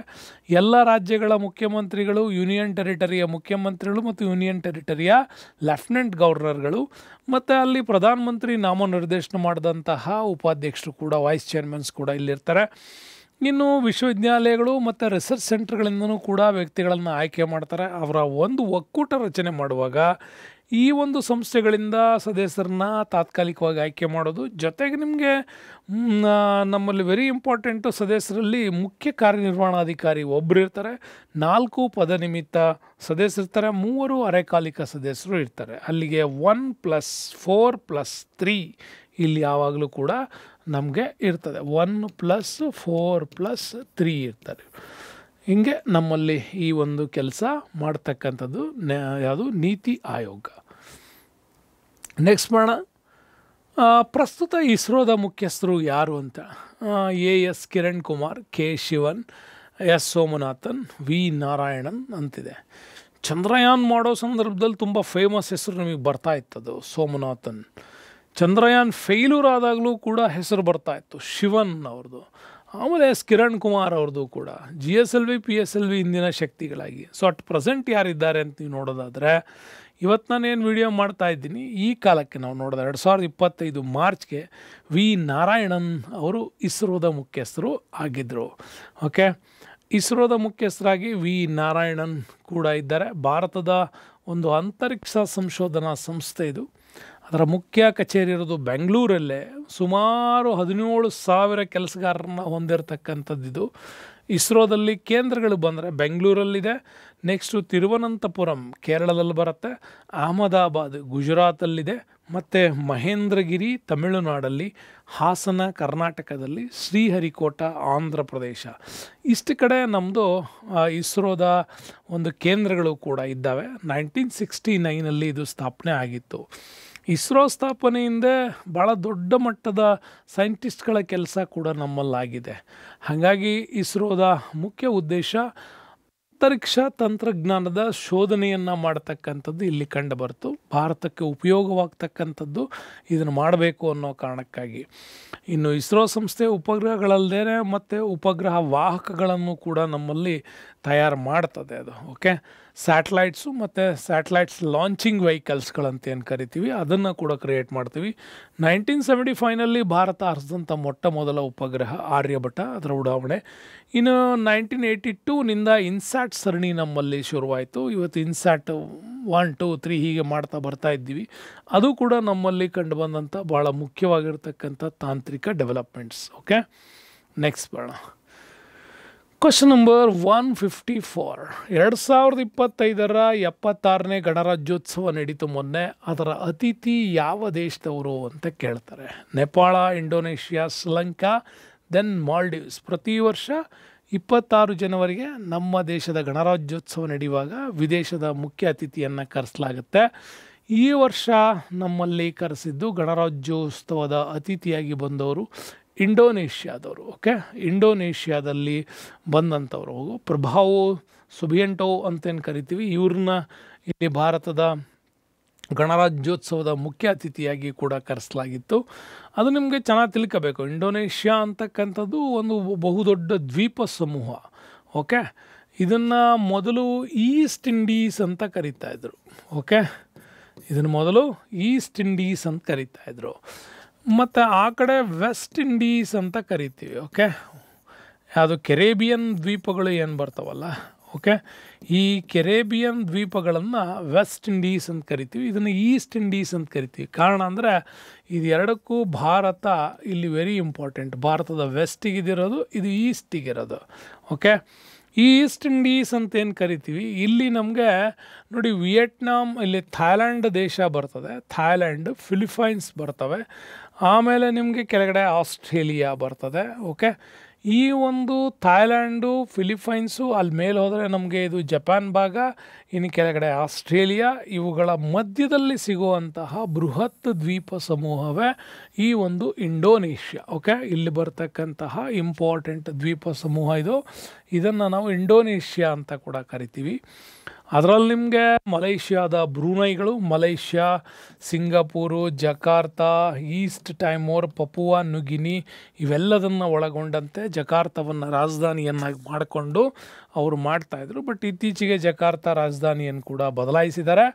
ಕಾರಣ ಅಂತಂದರೆ ಏನು ನಮ್ಮಲ್ಲಿ ಉಷ್ಣ ತಾಪಮಾನ ಹೆಚ್ಚಾಗ್ತಾ ಇದೆ, ಸಮುದ್ರ ಮಟ್ಟ ನೀರು ಹೆಚ್ಚಾಗ್ತಾ ಇದೆ, ಮುಂದೊಮ್ಮೆ ಜಕಾರ್ತಾ ಮುಳುಗ್ಬೋದು ಅನ್ನೋ ಕಾರಣದಿಂದಾಗಿ ಅದರ ಇನ್ನೊಂದು ರಾಜಧಾನಿಯನ್ನು ಕೂಡ ಮಾಡ್ಕೊಂಡಿದ್ದಾರೆ. ಯಾವುದು ಅಂತ ನೀವು ನನಗೆ ಕಮೆಂಟ ಮಾಡಬೇಕು ಅದನ್ನು. ಓಕೆ, ಸೊ ಹಾಗಾಗಿ ಇಂಡೋನೇಷ್ಯಾದ ಅಧ್ಯಕ್ಷರನ್ನ ಕರೆಸಲಾಗಿತ್ತು ಈ ಸಾರಿ. ಪ್ರಭಾವೋ ಸುಬಿಯಾಂಟೋ ಅಂತೇನು ಕರಿತೀವಿ, ಇವರು ಇಂಡೋನೇಷ್ಯಾದವರು ಭಾರತಕ್ಕೆ ಬಂದಿದ್ದರು. ಇಂಡೋನೇಷ್ಯಾ ಇದು ವಿಶ್ವದ ಅತಿ ದೊಡ್ಡ ದ್ವೀಪ ಸಮೂಹ. ಹೇಳಿದೆ ನಿಮಗೆ, ಸುಮಾತ್ರ, ಜಾವಾ, ಬೋರ್ನಿಯೋ ಮತ್ತು ಸುಲವೆಸಿ, ನ್ಯೂಗಿನಿಯಾ ಇವು 5 ದ್ವೀಪ ಸಮೂಹಗಳು ಅದರಲ್ಲಿ ಬರ್ತವೆ. ರಾಜಧಾನಿ ಜಕಾರ್ತಾ. ಬಟ್ ಇದು 1949ರಿಂದ ಡಚ್ಚರಿಂದ ಸ್ವತಂತ್ರ ಪಡ್ಕೊಳ್ಳುತ್ತೆ. ಆಗ ಭಾರತೀಯ ಮೂಲದ ಶ್ರೇಷ್ಠ ಡಾಕ್ಟರ್ ಆಗಿದ್ದವರು ಡಾಕ್ಟರ್ ಸುಕಾರ್ಣೋ ಈ ದೇಶದ ಪ್ರಧಾನಿ ಆಗ್ತಾರೆ. ಯಾಕೆ ಅಂತಂದರೆ ಇಂಡೋನೇಷ್ಯಾದ ಸ್ವತಂತ್ರ ಚಳುವಳಿಯಲ್ಲಿ ಒಡಿಸ್ಸಾದಿಂದ ಇಂಡೋನೇಷ್ಯಾಕ್ಕೆ ಹೋದಂಥ ಒಬ್ಬ ಶ್ರೇಷ್ಠ ಭಾರತೀಯ ಡಾಕ್ಟರ್ ಸುಕಾರ್ಣೋ ಇಂಡೋನೇಷ್ಯಾದ ಅಭಿವೃದ್ಧಿಗಾಗಿ ಬಹಳ ದೊಡ್ಡ ಮಟ್ಟದ ಕೆಲಸವನ್ನು ಮಾಡ್ತಾರೆ. ಬಡತನದ ಬೇಗೆಯಲ್ಲಿದ್ದಂಥ ಇಂಡೋನೇಷ್ಯಾಕ್ಕೆ ಅಭಿವೃದ್ಧಿ ಪಥವನ್ನು ತಂದುಕೊಟ್ಟವರು. ಹಾಗಾಗಿ ಫಾದರ್ ಆಫ್ ಇಂಡೋನೇಷ್ಯಾ ಅಂತ ಕರೀತಾರೆ, ಗಾಂಧಿಯನ್ ಆಫ್ ಇಂಡೋನೇಷ್ಯಾ ಅಂತಲೂ ಕೂಡ ಅವ್ರನ್ನ ಕರೀತಾರೆ, ಡಾಕ್ಟರ್ ಸುಕಾರ್ಣೋ ಅವ್ರನ್ನ. ಓಕೆ, ನಮ್ಮಲ್ಲಿ ಈಗಲೂ ಕೂಡ ಒಡಿಸ್ಸಾದ ನವೀನ್ ಪಟ್ನಾಯಕ್ ಏನಿದಾರಲ್ಲ ಈ ಫ್ಯಾಮಿಲಿಗೆ ಸಂಬಂಧಪಟ್ಟವ್ರೆ ಅಂತಲೂ ಹೇಳ್ತಾರೆ. ಬಟ್ ನಮಗೂ ಸ್ಪಷ್ಟ ಆಧಾರ ಇಲ್ಲ ಅದು. ಹಾಗಾಗಿ ವಿಶ್ವದಲ್ಲಿ 4ನೇ ಅತಿ ಹೆಚ್ಚು ಜನಸಂಖ್ಯೆ ಹೊಂದಿದ ದೇಶ ಯಾವುದು ಅಂದರೆ ಅದು ಇಂಡೋನೇಷ್ಯಾನೇ. ಅತಿ ಹೆಚ್ಚು ಮುಸ್ಲಿಂ ಜನಸಂಖ್ಯೆಯನ್ನು ಕೂಡ ಹೊಂದಿದ್ರೂ ಕೂಡ ಇಂಡೋನೇಷ್ಯಾದ ಸ್ಪೆಷಾಲಿಟಿ ಏನು ಅಂತಂದರೆ ಭಾರತೀಯ ಗಂಗಾ ಜಲಕ್ಕೆ ಇವತ್ತು ಕೂಡ ಇಂಡೋನೇಷ್ಯಾ ಭಾಳ ದೊಡ್ಡ ಮಟ್ಟದ ಗೌರವವನ್ನು ಕೊಡುತ್ತೆ. ಓಕೆ, ಭಾರತೀಯ ವಾಸಿಗಳು ಯಾರು ಇಂಡೋನೇಷ್ಯಾಕ್ಕೆ ಹೋಗ್ತಾರೆ ಅಂದರೆ they must and should wants Ganga water ತರಬೇಕು ನೀವು ಅಂತ ಹೇಳುತ್ತೆ. ಅಷ್ಟು ಪಾವಿತ್ರತೆಗೆ ಹೆಸರಾಗಿರೋದು. ಜೊತೆಗೆ ಹನುಮಾನನ್ನು ಆ ದೇಶದ ಬೆಲ್ಟಲ್ಲಿ ನಾವು ನೋಡ್ತೀವಿ. ಓಕೆ, ಆ ರೀತಿ ನಮ್ಮಲ್ಲಿ ಆರಾಚ. ಮತ್ತು ರಾಮಾಯಣದ ಬಗ್ಗೆ ನಮ್ಮಲ್ಲಿ ಎಷ್ಟು ಮಟ್ಟದ ಗೌರವವನ್ನು ಕೊಡ್ತೀವೋ ಅಷ್ಟೇ ಅದ್ಭುತವಾದಂಥ ಗೌರವ ಕೂಡ ಇಂಡೋನೇಷ್ಯಾದಲ್ಲಿ ಕೂಡ ಸಿಗತ್ತೆ ನಿಮಗೆ. ಹಾಗಾಗಿ ಇವತ್ತು ಕೂಡ ರಾಮಾಯಣದ ಬಗ್ಗೆ ದೊಡ್ಡ ವಿಚಾರಗಳು ಕೂಡ ನಿಮಗೆ ಎಲ್ಲಿ ಸಿಗುತ್ತೆ ಅಂದರೆ ಇಂಡೋನೇಷ್ಯಾದಲ್ಲಿ ಕೂಡ ಸಿಗ್ತದೆ. ಇವೆಲ್ಲ ಇಂಡೋನೇಷ್ಯಾದ ಬ್ಯಾಕಲ್ಲಿರ್ತಕ್ಕಂಥ ಬಹುದೊಡ್ಡ ವಿಚಾರಗಳಿವು. ನೆಕ್ಸ್ಟ್ ಬರೋಣ, 155ನೇ ಪ್ರಶ್ನೆ. ತುಂಬ ಒಳ್ಳೆಯ ಪ್ರಶ್ನೆ ಇದು. ವಿಶ್ವ ಧ್ಯಾನ ದಿನ, ಧಾನ್ಯ ಅಲ್ಲ ಅದು, ಧ್ಯಾನ, meditation day, world meditation day 2024 ಇದನ್ನು ಆಚರಿಸಲು ವಿಶ್ವಸಂಸ್ಥೆ ನಿರ್ಧರಿಸಿದೆ. ಯಾವ ದಿನಾಂಕ? 21 ಮಾರ್ಚ್, 23 ಸೆಪ್ಟೆಂಬರ್, 21 ಡಿಸೆಂಬರ್, 21 ಜೂನ್ ಅಂತಿದೆ. ಸೊ 4 ದಿನಾಂಕಗಳನ್ನು ಆಯ್ಕೆ ಮಾಡಿದೆ. ಯಾಕೆ ಅಂತಂದರೆ ಭಾರತ ವರ್ಲ್ಡ್ ಲೆವೆಲಲ್ಲಿ ಇದನ್ನು ಭಾಳ ಅದ್ಭುತವಾಗಿ ಕಲಿಸ್ಕೊಟ್ಟಂಥ ದೇಶ ಇದು. ಹಾಗಾಗಿ ವಿಶ್ವ ಯೋಗ ದಿನ ಮತ್ತು ವಿಶ್ವ ಮೆಡಿಟೇಷನ್ಸ್ ಡೇನಲ್ಲಿ ಭಾರತ ತುಂಬ ದೊಡ್ಡ ಮಟ್ಟಕ್ಕೆ ಕೆಲಸ ಮಾಡ್ತಾಯಿದೆ. 21 ಸೆಪ್ಟೆಂಬರನ್ನು ನಮ್ಮಲ್ಲಿ ಏನಂತ ಕರೀತಾರೆ, ವರ್ಲ್ಡ್ ಮೆಡಿಟೇಷನ್ಸ್ ಡೇ ಅಂತಲೂ ಕೂಡ ನಮ್ಮಲ್ಲಿ ಕರೀತಾರೆ. ಅದು ಕೂಡ ನಿಮಗೆ ಸರಿಯಾಗಿ ನೆನ್ಪಿಟ್ಕೋಬೇಕು. ಈ ಒಂದು 21 ಡಿಸೆಂಬರ್ದ ನಾವು ಕರೆಯೋದ್ರ ಜೊತೆಗೆ ಡಿಸೆಂಬರ್ನಲ್ಲಿ ವರ್ಲ್ಡ್ ಲೆವೆಲಲ್ಲಿ ಆಚರಣೆ ಮಾಡ್ತಕ್ಕಂಥದ್ದು ಇಂಪಾರ್ಟೆಂಟ್ ಡೇಸ್ ಅಂತ ಬಂದರೆ ಡೇ 1 ಅಂತ ಏನು ಕರಿತೀವಿ, ಇದನ್ನು ವರ್ಲ್ಡ್ ಏಡ್ಸ್ ಡೇ ಅಂತ ಕೂಡ ಕರಿತೀವಿ. ಏಡ್ಸ್ ಕಾಯಿಲೆಗಳನ್ನು ನಿಯಂತ್ರಣ ಮಾಡೋದಕ್ಕೋಸ್ಕರ ಮತ್ತು ಅದರ ಬಗ್ಗೆ ಜಾಗೃತಿ ಮೂಡಿಸೋದಕ್ಕೋಸ್ಕರ ಈ ಕ್ರಮ ಕೈಗೊಂಡಿದ್ದಾರೆ. ಅಂತಾರಾಷ್ಟ್ರೀಯ ಗುಲಾಮ ಮುಕ್ತ ದಿನ ಅಂತ 2ನೇ ತಾರೀಕು ಆಚರಣೆ ಮಾಡ್ತಾರೆ ಇಂಟರ್ನ್ಯಾಷನಲಲ್ಲಿ. ಸ್ಲೇವ್ಸ್ ಅನ್ನೋದು ಒಂದು ದೊಡ್ಡ ಮಟ್ಟದಿತ್ತು. ಯಾಕೆಂದರೆ ಆಫ್ರಿಕಾದ ಗುಲಾಮರನ್ನು ಅವತ್ತಿನ ಕಾಲದಲ್ಲಿ ಯುರೋಪಲ್ಲಿ ತಗೊಂಡೋಗಿ ಮಾರಾಟ ಮಾಡ್ತಾಯಿತ್ತು. ಇದು ಈಗಿಂದಲ್ಲ, ಅದು ಗ್ರೀಕ್ ಕಾಲದಿಂದಲೂ ಕೂಡ ನೋಡ್ತೀನಿ. ಯುದ್ಧದಲ್ಲಿ ಸೋತವ್ರನ್ನ ಗುಲಾಮರನ್ನಾಗಿ ಹೇಳ್ಕೊಂಡು ಹೋಗ್ತಾಯಿದ್ರು. ಗ್ಲಾಡಿಯೇಟರ್ಸ್ ಅಂತದನ್ನು ನೋಡ್ರಿ, ಅಲ್ಲಿ ಗೊತ್ತಾಗುತ್ತೆ ನಿಮಗೆ. ಅದು ಪದ್ಧತಿ, ಒಂದು ಅನಿಷ್ಟ ಪದ್ಧತಿ, ಅದನ್ನು ತೊಲಗಿಸ್ಬೇಕು ಅನ್ನೋ ಕಾರಣಕ್ಕೋಸ್ಕರ ಇಂಟರ್ನ್ಯಾಷನಲ್ ಸ್ಲ್ಯಾವರಿ ಮುಕ್ತ ದಿನ ಅಂತ ಅದನ್ನು ಕರಿತೀವಿ. ಇನ್ನು ಭಾರತೀಯ ನೌಕಾ ಆಚರಣೆ, ಇದು ಕೂಡ ಇಂಡಿಯಾದಲ್ಲಿ ತುಂಬಾ ಫೇಮಸ್. ಮತ್ತು ಭ್ರಷ್ಟಾಚಾರ ವಿರೋಧಿ ದಿನಾಚರಣೆ ಮಾಡ್ತಾರೆ. ಮತ್ತು ಮಾನವ ಹಕ್ಕು ದಿನ ಈಗ ವರ್ಲ್ಡ್ ಲೆವೆಲಲ್ಲಿ ಡಿಸೆಂಬರ್ 10 ನಮ್ಮಲ್ಲಿ ತುಂಬ ದೊಡ್ಡ ಮಟ್ಟದ ದಿನ ಅದು. ಓಕೆ, ಹ್ಯೂಮನ್ ರೈಟ್ಸ್ ವಿಚಾರದಲ್ಲಿ ಭಾಳ ದೊಡ್ಡ ಮಟ್ಟದಲ್ಲಿ ಪ್ರಶ್ನೆಗಳು ಬಂದಾಗ ಅದನ್ನು ಆಚರಣೆ ಮಾಡ್ತೀವಿ. ರಾಷ್ಟ್ರೀಯ ಇಂಧನ ಸಂರಕ್ಷಣಾ ದಿನ ಅಂಥೇಳಿ 14ಕ್ಕೆ, 22ಕ್ಕೆ ರಾಷ್ಟ್ರೀಯ ಗಣಿತ ದಿನ ಮಾಡ್ತೀವಿ, 23ಕ್ಕೆ ನೆನಪಿಟ್ಕೊಳ್ಳಿ ನಮ್ಮಲ್ಲಿ ಏನು ಚರಣ್ ಸಿಂಗ್ ಅವ್ರು ಬರ್ತಾರೆ, ಅವರ ಒಂದು ನೆನಪಿನಲ್ಲಿಯೂ ಕೂಡ ಕೃಷಿ ಕ್ರಾಂತಿಯಲ್ಲಿ ಭಾಳ ದೊಡ್ಡ ಮಟ್ಟದಲ್ಲಿ ಬದಲಾವಣೆ ಮಾಡಿದ್ದರಿಂದ ರೈತ ದಿನಾಚರಣೆಯನ್ನು ಕೂಡ ಆಚರಣೆ ಮಾಡ್ತೀವಿ. ನೆಕ್ಸ್ಟ್ ಬರೋಣ 156, 156 ಪಿಕ್ಚರ್ ನೋಡಿದ ತಕ್ಷಣ ಗೊತ್ತಾಗ್ತಾ ಇದೆ ನಿಮಗೆ. ಮಣ್ಣು ಉಳಿಸಿ, ಸೇವ್ ದ ಸಾಯಿಲ್ ಅಭಿಯಾನವನ್ನು ಮುನ್ನಡೆಸ್ತಿರೋರು ಯಾರು? ಅದನ್ನು ನೋಡಿದ ತಕ್ಷಣ ನಿಮಗೆ ಗೊತ್ತಾಗತ್ತೆ. ಫೋಟೋ ನೋಡಿ, ಎಷ್ಟು ಅದ್ಭುತವಾಗಿದೆ. ಈಚ್ ಒನ್ ರೀಚ್ ಒನ್ ಅಂತ, each one reach one, save soil ಅಂತ ಯಾರು ಮಾಡ್ತಾ ಇದ್ದಾರೆ? ನರೇಂದ್ರ ಮೋದಿ, ರವಿಶಂಕರ್ ಗುರೂಜಿ, ಸದ್ಗುರು ಜಗ್ಗಿ ವಾಸುದೇವ್, ರಾಮದೇವ್ ಬಾಬಾ. ಓಕೆ, ರಾಮದೇವ್ ಬಾಬಾ ಅಂತಂದ್ರೆ ನಿಮಗಲ್ಲಿ ಫೋಟೋ ನೋಡಿದ ತಕ್ಷಣ ಗೊತ್ತಾಗತ್ತೆ ಅದು ಸದ್ಗುರು ಜಗ್ಗಿ ವಾಸುದೇವ್ ಅವ್ರದ್ದು. ಸದ್ಗುರು ಜಗ್ಗಿ ವಾಸುದೇವ್ ಅವರು ಏನು ಮಾಡ್ತಾ ಇದ್ದಾರೆ ಅಂತಂದರೆ ಸೇವ್ ಸಾಯಿಲ್ ಅನ್ನುವಂಥ ಒಂದು ಬೃಹತ್ ಕಾನ್ಸೆಪ್ಟನ್ನು ತಂದಿದ್ದಾರೆ. 5 steps must and should follow every farmers ಅಂತ. 5 ಒಂದು ರೀತಿಯ ಕ್ರಮಗಳನ್ನು ಅಳವಡಿಸ್ಕೊಂಡ್ರೆ ನೀವು ಮಣ್ಣನ್ನು ಸಂರಕ್ಷಣೆ ಮಾಡ್ಬೋದು ಅಂತ. ನಮಗಿದೇನಾಗಿತ್ತಂದರೆ ಮೊದಲ ಬಾರಿ ಹಸಿರು ಕ್ರಾಂತಿ ಮಾಡಿದ್ದರ ಪರಿಣಾಮ ಏನಾಗಿತ್ತು, ಅವತ್ತು ಅದನ್ನು ಮಾಡಬೇಕಾಗಿತ್ತು, ಮಾಡಿದ್ವಿ.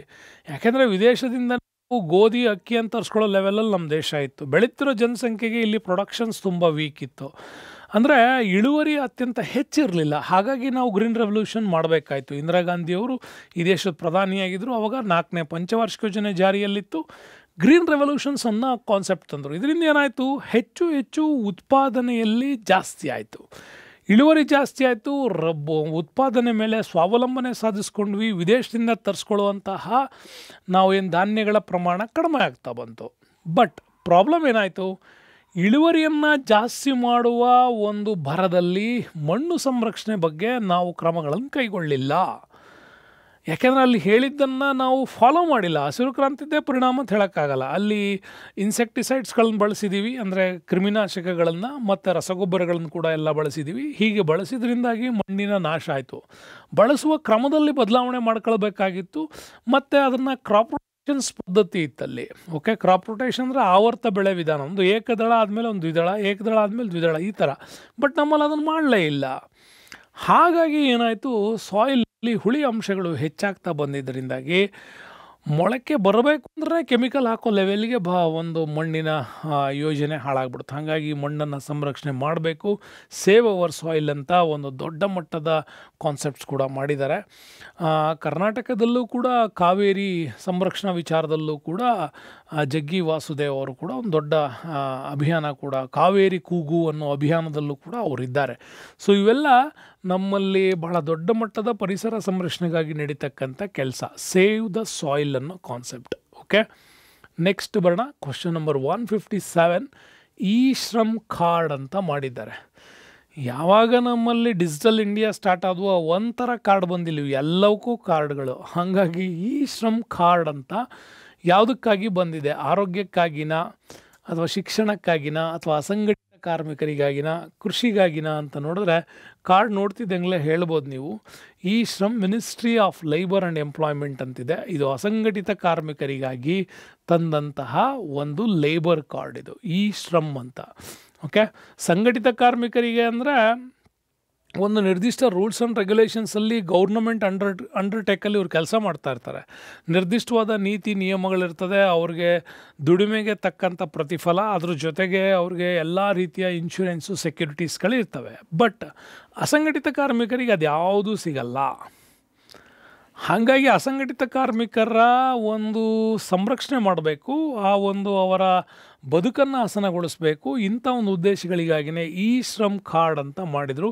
ಹಾಗಾಗಿ national database of unorganised workers ಅಂಥೇಳಿ ಅವ್ರನ್ನ ಸಂರಕ್ಷಣೆ ಮಾಡೋದಕ್ಕೆ ಈ ಶ್ರಮ್ ಅಂತ, ಓಕೆ, ಶ್ರಮದೇವೋ ಜಯತೆ ಅನ್ನುವಂಥ ಹೆಸರಿನಲ್ಲಿ ಈ ಕಾರ್ಡನ್ನು ಜಾರಿಗೆ ತಂದಿದ್ದಾರೆ ಅಸಂಘಟಿತ ಕಾರ್ಮಿಕರಿಗಾಗಿ. ನೆಕ್ಸ್ಟ್ ಬರೋಣ FBI ಅಂತ. ಓಕೆ, ಅಮೇರಿಕಾದ ದ ಬಿಗ್ಗೆಸ್ಟ್ ಬ್ಯೂರೋ ಇದು. ಓಕೆ, ನಮ್ಮಲ್ಲಿ ಹೆಂಗೆ CBI ಕೆಲಸ ಮಾಡುತ್ತೋ ಹಾಗೆ NIA ನಮ್ಮಲ್ಲಿ ಹೆಂಗೆ ಕೆಲಸ ಮಾಡ್ತಾವೋ ನ್ಯಾಷನಲ್ ಏಜೆನ್ಸಿಗಳು, ಹಾಗೆ ಇದು ಕೂಡ federal bureau of investigation, FBI. World ಲೆವೆಲಲ್ಲಿ ಟಾಪಲ್ಲಿದೆ ಇದು, ಗುಪ್ತಚರ ಪಡೆ. ಇದರ ಮುಖ್ಯಸ್ಥರಾಗಿ ಇತ್ತೀಚೆಗೆ ಭಾರತದ ಮೂಲದ ವ್ಯಕ್ತಿಯೊಬ್ಬರು ಆಯ್ಕೆಯಾಗಿದ್ದರು. ಅವ್ರು ಯಾರು ಅಂತ, ಕಾಶ್ ಪಟೇಲ್, ವಿವೇಕ್ ರಾಮಸ್ವಾಮಿ, ತುಳಸಿ ಗಬಾರ್ಡ್ ಮತ್ತು ಉಷಾ ವ್ಯಾನ್ಸಿ ಅಂಥೇಳಿ. ಇದರಲ್ಲಿ ಯಾರು ಈ FBI ಗುಪ್ತಚರ ಇಲಾಖೆಗೆ ಬಂದಿದ್ದಾರೆ ಅಂತಂದರೆ ಅದು ಕಾಶ್ ಪಟೇಲ್ ಅವ್ರನ್ನ ಆಯ್ಕೆ ಮಾಡಲಾಗಿದೆ. ಕಾಶ್ ಪಟೇಲ್ ಅವರು. ಓಕೆ, ಎಫ್ ಬಿ ಐ ಏನು ಮಾಡಿತ್ತು ಅಂತ ನೆನ್ಪಿಟ್ಕೊಳ್ಳೋಣ. ಕಾಶ್ ಪಟೇಲ್ ಅವರಿಗೆ ನಿರ್ದೇಶಕರಾಗಿದ್ದಾರೆ. ಎಫ್ ಬಿ ಐಯನ್ನು 1908ರಿಂದ ಈ ಎಫ್ ಬಿ ಐ ಕೆಲಸ ಮಾಡ್ತಾ ಇದೆ. ಯಾಕೆಂದರೆ ಅಮೇರಿಕಾ ಸ್ವತಂತ್ರದ ನಂತರ ವರ್ಲ್ಡ್ ಲೆವೆಲಲ್ಲಿ ತನ್ನ ಪವರ್ನ ಸೃಷ್ಟಿ ಮಾಡ್ಕೊಳ್ಬೇಕಾಗಿತ್ತು, ಯುರೋಪ್ ಮೇಲೆ ತನ್ನ ಹಿಡಿತವನ್ನು ಸಾಧಿಸಬೇಕಾಗಿತ್ತು. ಆವಾಗ ರಾಜತಾಂತ್ರಿಕ ಮಟ್ಟದಲ್ಲಿ ತನ್ನನ್ನು ತಾನು ಒಂದು ಗ್ರೇಟ್ನೆಸ್ ಫೀಲ್ ಮಾಡಿಸೋಕ್ಕೋಸ್ಕರ ಗುಪ್ತಚರ ದಳವನ್ನು ಸೃಷ್ಟಿ ಮಾಡಿತ್ತು. ಅದೇ federal bureau of investigation, F B I. ನಮ್ಮಲ್ಲಿ ಹೆಂಗೆ central bureau of investigation C B I ಇದೆಯೋ ಹಂಗೆ ಅದು ಎಫ್ ಬಿ ಐ. ನಮ್ಮಲ್ಲಿ ಎನ್ ಐ ಎ ಕೂಡ ಬಂದಿದೆ ಈಗ. ಓಕೆ, ನ್ಯಾಷನಲ್ ಇನ್ವೆಸ್ಟಿಗೇಷನ್ಸ್ ಏಜೆನ್ಸಿ ಕೂಡ ತುಂಬ ಗ್ರ್ಯಾಂಡ್ ಲೆವೆಲಲ್ಲಿ ಅವರು ವರ್ಕ್ ಮಾಡ್ತಾರೆ. ಹಾಗಾಗಿ ಎಫ್ ಬಿ ಐನ ಕೇಂದ್ರ ಕಚೇರಿ ವಾಷಿಂಗ್ಟನ್ ಡಿ ಸಿನಲ್ಲಿದೆ. ಉದ್ದೇಶ ಇಷ್ಟೇ, ತಮ್ಮ ದೇಶದ ಮೇಲೆ ಯಾವುದೇ ಭಯೋತ್ಪಾದಕ ದಾಳಿಯೋ ಆಗದೇ ಇರೋದನ್ನು ನಿಯಂತ್ರಣ ಮಾಡಬೇಕು. ಗುಪ್ತಚರ ಹಾಗೂ ನಾಗರಿಕರ ರಕ್ಷಣೆ ಮಾಡುವಂಥ ಜವಾಬ್ದಾರಿಯನ್ನು ಎಫ್ ಬಿ ಐ ಹೊಂದ್ಕೊಂಡಿದೆ. ಹಾಗಾಗಿ ವರ್ಲ್ಡ್ ಲೆವೆಲಲ್ಲಿ ಬಹಳ ಬೇಗ ಮಾಹಿತಿಗಳು ಎಫ್ ಬಿ ಐಗೆ ತಲುಪ್ತವೆ. ನೆಕ್ಸ್ಟ್ ಬರೋಣ. ಈ ಕೆಳಗಿನವುಗಳಲ್ಲಿ ಯಾರು ಗಾಯತ್ರಿ ಮಂತ್ರಕ್ಕೆ ಸಂಬಂಧಪಟ್ಟವರು? ಗಾಯತ್ರಿ ಮಂತ್ರವ ನಮಗಿವತ್ತು ಋಗ್ವೇದದಲ್ಲಿ ಕಂಡು ಬರ್ತದೆ. ಅದು ಯಾರಿಗೆ ಸಂಬಂಧಪಟ್ಟದ್ದು? ಓಕೆ, ವಸಿಷ್ಠ ಅಂದರೆ ಆಗಿನ ಮಹರ್ಷಿಗಳಿವರು, ವಸಿಷ್ಠ, ವಿಶ್ವಾಮಿತ್ರ, ಇಂದ್ರ, ಪರೀಕ್ಷಿತ ಅಂತ ನೋಡೋದಾದರೆ ಗಾಯತ್ರಿ ಮಂತ್ರಕ್ಕೆ ಸಂಬಂಧಪಟ್ಟವರು ಹೆಚ್ಚು ದಾಖಲೆಗಳು ವಿಶ್ವಾಮಿತ್ರ ಅವ್ರನ್ನ ನೋಡ್ತಾರೆ. ಹಾಗಾಗಿ ವಿಶ್ವಾಮಿತ್ರ ಅವರು ಇದಕ್ಕೆ ಸಂಬಂಧಪಟ್ಟಿದ್ದವರು. ಅಂದರೆ ಋಗ್ವೇದದಲ್ಲಿ ಕಂಡು ಬರ್ತಕ್ಕಂತಹ ಗಾಯತ್ರಿ ಮಂತ್ರ ಇದು. ಓಕೆ, ಅದು ಯಾವಾಗಲೂ ಕೂಡ ನಿಮ್ಮ ಎಲ್ಲ ಪೂಜೆ ಪುನಸ್ಕಾರಗಳಲ್ಲಿ ಅದನ್ನು ಬಳಸ್ತಾರೆ. ಬಟ್ ಭಾರತದಲ್ಲಿ ನಾಭಿ ಶುದ್ಧಿಗಾಗಿ ಇದರಲ್ಲಿ ಸೈನ್ಸ್ ಕೂಡ ಇದೆ. ಗಾಯತ್ರಿ ಮಂತ್ರವನ್ನು ನೀವು ಯಾವುದೋ ಒಂದು ಧರ್ಮದವ್ರು ಹೇಳ್ತಾರೆ ಅಂತಲ್ಲ, ನಾಭಿ ಶುದ್ಧತೆಗಾಗಿ ಹೇಳುವಂತಹ ಒಂದು ನಿಮ್ಮ ಶ್ವಾಸಕೋಶದ ಆರೋಗ್ಯವನ್ನು ಕಾಪಾಡ್ಕೊಳ್ಳೋಕ್ಕೋಸ್ಕರ ಈ ಗಾಯತ್ರಿ ಮಂತ್ರವನ್ನು ಹೇಳಬೇಕು ಅನ್ನೋದು ಕೂಡ ನಮ್ಮಲ್ಲಿ ಇದೆ. ಹಾಗಾಗಿ ಗಾಯತ್ರಿ ಮಂತ್ರ ಅದು ಆ ಕಾಲಕ್ಕೆ ಸಂಬಂಧಪಡತ್ತೆ. ಇನ್ನು ಕ್ವಶನ್ ನಂಬರ್ 160, 160 ದೇವಸ್ಥಾನ ನೋಡಿದ್ರೆ ಗೊತ್ತಾಗ್ತಾ ಇದೆ ನಿಮಗೆ. ಮೈಸೂರು ಜಿಲ್ಲೆಯ ಸೋಮನಾಥಪುರ ದೇವಾಲಯವನ್ನು ಯಾವ ವಾಸ್ತುಶೈಲಿಯಲ್ಲಿ ಕಟ್ಟಲಾಗಿದೆ? ನೋಡ್ತಾ ಇದ್ದೀರಿ, ಭಾಳ ಚಿಕ್ಕದಿಂದನೂ ಕೂಡ ನೀವು ಟ್ರಿಪ್ಗೆ ಹೋಗಿರ್ತೀರಿ. ಓಕೆ, ಇದನ್ನು ಯಾವ ಶೈಲಿಯಲ್ಲಿ ನೋಡಿದ ತಕ್ಷಣ ಗೊತ್ತಾಗುತ್ತೆ ನಿಮ್ಗೆ ಹೊಯ್ಸಳರದ್ದು ಅಂತ. ರಾಷ್ಟ್ರಕೂಟರು, ಗಂಗರು, ಚಾಲುಕ್ಯರು ಅಂತ ಕೂಡ ಕೊಟ್ಟಿದ್ದಾರೆ. ಇಂಟ್ರೆಸ್ಟಿಂಗಾಗಿ ನೋಡೋದಾದರೆ ಇದು ಹೊಯ್ಸಳ ಕಲಾ ಶೈಲಿಯಲ್ಲಿ ನಿರ್ಮಾಣಗೊಂಡಂತಹ ಒಂದು ಸೋಮನಾಥಪುರ ದೇವಾಲಯ. ಯಾಕೆ ಅಂತಂದರೆ ಸೋಮನಾಥಪುರವನ್ನು ಕಟ್ಟಿದವನು ಸೋಮನಾಥ ಅನ್ನುವಂಥ ದಂಡನಾಯಕ ಇದನ್ನು ಕಟ್ತಾನೆ. ಯಾರ ದಂಡನಾಯಕ ಅವನು ಅನ್ನೋದು ಅಂತಂದರೆ ನಿಮಗೆ 3ನೇ ನರಸಿಂಹನ ಆಳ್ವಿಕೆ ಕಾಲದಲ್ಲಿ ಬಂದಂಥ ಶ್ರೇಷ್ಠ ದಂಡನಾಯಕ ಸೋಮನಾಥ ಇದನ್ನು ನಿರ್ಧಾರ ಮಾಡ್ದ. ಹಾಗಾಗಿ ಇದನ್ನು ಸೋಮನಾಥೇಶ್ವರ ಅಂತ ಕೂಡ ಕರಿತೀವಿ. ಸೋಮನಾಥಪುರ ದೇವಾಲಯ ಹೊಯ್ಸಳ ವಾಸ್ತುಶೈಲಿಯಲ್ಲಿದೆ. ಇದೊಂದು ತ್ರಿಕೂಟ ಶೈಲಿಯಲ್ಲಿ ಕಟ್ಟಿರತಕ್ಕಂಥ ದೇವಸ್ಥಾನ. ಯಾಕೆಂದರೆ ಹೊಯ್ಸಳರೆಲ್ಲರೂ ಎತ್ತರದ ನಕ್ಷತ್ರಾಕಾರದ ಅಷ್ಟಭುಜಾಕೃತಿಯ ಪಟ್ಟಕದ ಮೇಲೆ ದೇವಾಲಯಗಳನ್ನು ನಿರ್ಮಾಣ ಮಾಡೋದಿತ್ತು. ಆ ನಿರ್ಮಾಣದಲ್ಲಿ ಇವರು ತ್ರಿಕೂಟ ಶೈಲಿ ಅಂತಂದರೆ 3 ಗರ್ಭಗುಡಿಗಳನ್ನು, ಓಕೆ, 3 ಗರ್ಭಗುಡಿಗಳನ್ನು ಹೊಂದಿದರೆ ಅದನ್ನು ತ್ರಿಕೂಟ ಶೈಲಿ ಅಂತ ಕೂಡ ಕರೀತಾರೆ. ಓಕೆ, ಒಂದೇ ಗರ್ಭ ಇರೋದು ಕಾಮನ್. ಆಮೇಲೆ ದ್ವಿಕೂಟ ಶೈಲಿ ಅಂತ, ಏಕಕೂಟ ಅಂದರೆ 1, ದ್ವಿಕೂಟ ಅಂತಂದರೆ 2 ಗರ್ಭಗುಡಿಗಳಿರ್ತವೆ, ತ್ರಿಕೂಟ ಅಂದರೆ 3 ಗರ್ಭಗುಡಿಗಳು, 3 ದೇವರುಗಳು, ಚತುಷ್ಕೂಟ ಅಂತಲೂ ಇದೆ. ಓಕೆ, ಪಂಚಮಕೂಟ, ಷಷ್ಠಕೂಟ ಅಂತಲೂ ಕೂಡ ಇದೆ. ಆ ಲೆವೆಲ್ಗೆ ಇಲ್ಲಿ ನಮ್ಮಲ್ಲಿ ಡೆವಲಪ್ಮೆಂಟ್ ಆಗಿರ್ತಕ್ಕಂಥದ್ದು ಹೊಯ್ಸಳ ಕಲಾ ಶೈಲಿ. ಇದು ವೆರಿ ಇಂಪಾರ್ಟೆಂಟ್. ದ್ರಾವಿಡ ಶೈಲಿಗಳನ್ನು, ನಾಗರ ಶೈಲಿಗಳನ್ನು ಮತ್ತು ವೇಸರ ಶೈಲಿಗಳನ್ನು ಮಿಕ್ಸ್ ಮಾಡಿ ಮುಂದೆ ಇದರಲ್ಲಿ ರಂಗಮಂಟಪ ಗಳನ್ನು ನಿರ್ಮಾಣ ಮಾಡುವಂಥ ಕಲೆ ಇಲ್ಲಿಂದ ಶುರುವಾಗ್ತಾ ಬಂತು. ಹಾಗಾಗಿ ವೆರಿ ಇಂಪಾರ್ಟೆಂಟ್ ಆಗಿರ್ತಕ್ಕಂಥದ್ದು ಇದು. ಹಾಗಾಗಿ ಬಹಳ ಅದ್ಭುತವಾಗಿರ್ತಕ್ಕಂಥ ವಿಡಿಯೋಗಳು. Thanks for watching. ಅದಕ್ಕೆ ನಿಮಗೆ ಎಡ್ಮಂಡ್ ಹಿಲರಿ ಅವ್ರದ್ದು ಕೂಡ ಸ್ಟೇಟ್ಮೆಂಟ್ ಕೊಡ್ತಾ ಇದ್ದೀನಿ, ಮರಿಬೇಡಿ. ನಾನು ಈಗ ಸೋತರೂ ಮತ್ತೆ ಪರ್ವತ ಏರಬಹುದು, ನಾನು ಈಗ ಸೋತರೂ ಕೂಡ ಮತ್ತೆ ಪರ್ವತ ಏರ್ಬೋದು. ಯಾಕೆಂದರೆ ಪರ್ವತ ಬೆಳೆಯೋದಿಲ್ಲ, ನಾನು ಬೆಳೆದಿರ್ತೀನಿ ಅಂತ. ಮನುಷ್ಯನಾಗಿ ನಾನು ಬೆಳಿತೀನಿ, ಯಾವಾಗಾದರೂ ಕೂಡ ಇದನ್ನು ಹತ್ತಲೇಬಹುದು ಅನ್ನುವಂಥ ಭಾಳ ಚಿಕ್ಕ ವಯಸ್ಸಿನಲ್ಲಿ ಅವನು ಕಂಡಂಥ ಕನಸು ಎಡ್ಮಂಡ್ ಹಿಲರಿದು. ಸೊ ಹಾಗಾಗಿ ಭಾಳ ಅದ್ಭುತವಾದ ಸ್ಟೇಟ್ಮೆಂಟ್ ಕೊಡ್ತಾರವರು. ನಾನು ಇವತ್ತು ಸೋತಿರ್ಬೋದು, ಇವತ್ತು ಈ ಪರೀಕ್ಷೆ ನಾನು ಸೋತಿರ್ಬೋದು, ಮುಂದೊಮ್ಮೆ ಈ ಪರೀಕ್ಷೆಗಳು ಬದಲಾವಣೆ ಆಗ್ತಾವೋ ಇಲ್ಲೋ ಗೊತ್ತಿಲ್ಲ, ಆದರೆ ಮಾಡೆಲ್ ಹಾಗೆ ಇರುತ್ತೆ, ಪ್ರಶ್ನೆಗಳೇನೋ ಒಂಚೂರು ಚೇಂಜ್ ಆಗ್ಬೋದು. ಆದರೆ ನನ್ನ ಗಳಿಸುವ ಸಾಮರ್ಥ್ಯ ಗಳಿಕೆ ಹೆಚ್ಚಾಗಿರುತ್ತೆ, ಆವಾಗ ಮಾತ್ರ ನಾನು ಇದನ್ನು ಸೋಲೋದಕ್ಕೆ ಸಾಧ್ಯ ಇಲ್ಲ ಅಂತ ನೀವು ಇದನ್ನು ಕನ್ವರ್ಟ್ ಮಾಡ್ಕೊಂಬಿಟ್ರೆ ಭಾಳ ದೊಡ್ಡ ಮಟ್ಟದಲ್ಲಿ ಆ ಗೆಲುವು ನಿಮಗೆ ಬರುತ್ತೆ. ಹಾಗಾಗಿ thanks for watching. Like and share, subscribe. So ಪ್ರತಿಯೊಬ್ಬರಿಗೂ ವಿಡಿಯೋ ಲಿಂಕನ್ನು ಶೇರ್ ಮಾಡಿದ್ರೆ ನಿಮ್ಮ ಕಡೆಯಿಂದ ಒಂದು ಒಳ್ಳೆಯ ವಿಶಸ್ ಕೂಡ ಆಗುತ್ತೆ ಚಾನಲ್ಗೆ, ಮತ್ತು ತುಂಬ ಜನರ ಜೀವನದಲ್ಲಿ ಒಂದು ಮಾರ್ಕ್ಸಿಂದ ಅವ್ರು ಏನಾದ್ರು ಸೆಲೆಕ್ಷನ್ ಆದರೆ ಅದರ ಬೆಳವಣಿಗೆಗೆ ನೀವು ಕೂಡ ಕಾರಣಕರ್ತರಾಗಿರ್ತೀರಿ ಅಂತ ಹೇಳ್ತಾ stay with us. Ramesh sir, thank you, bye.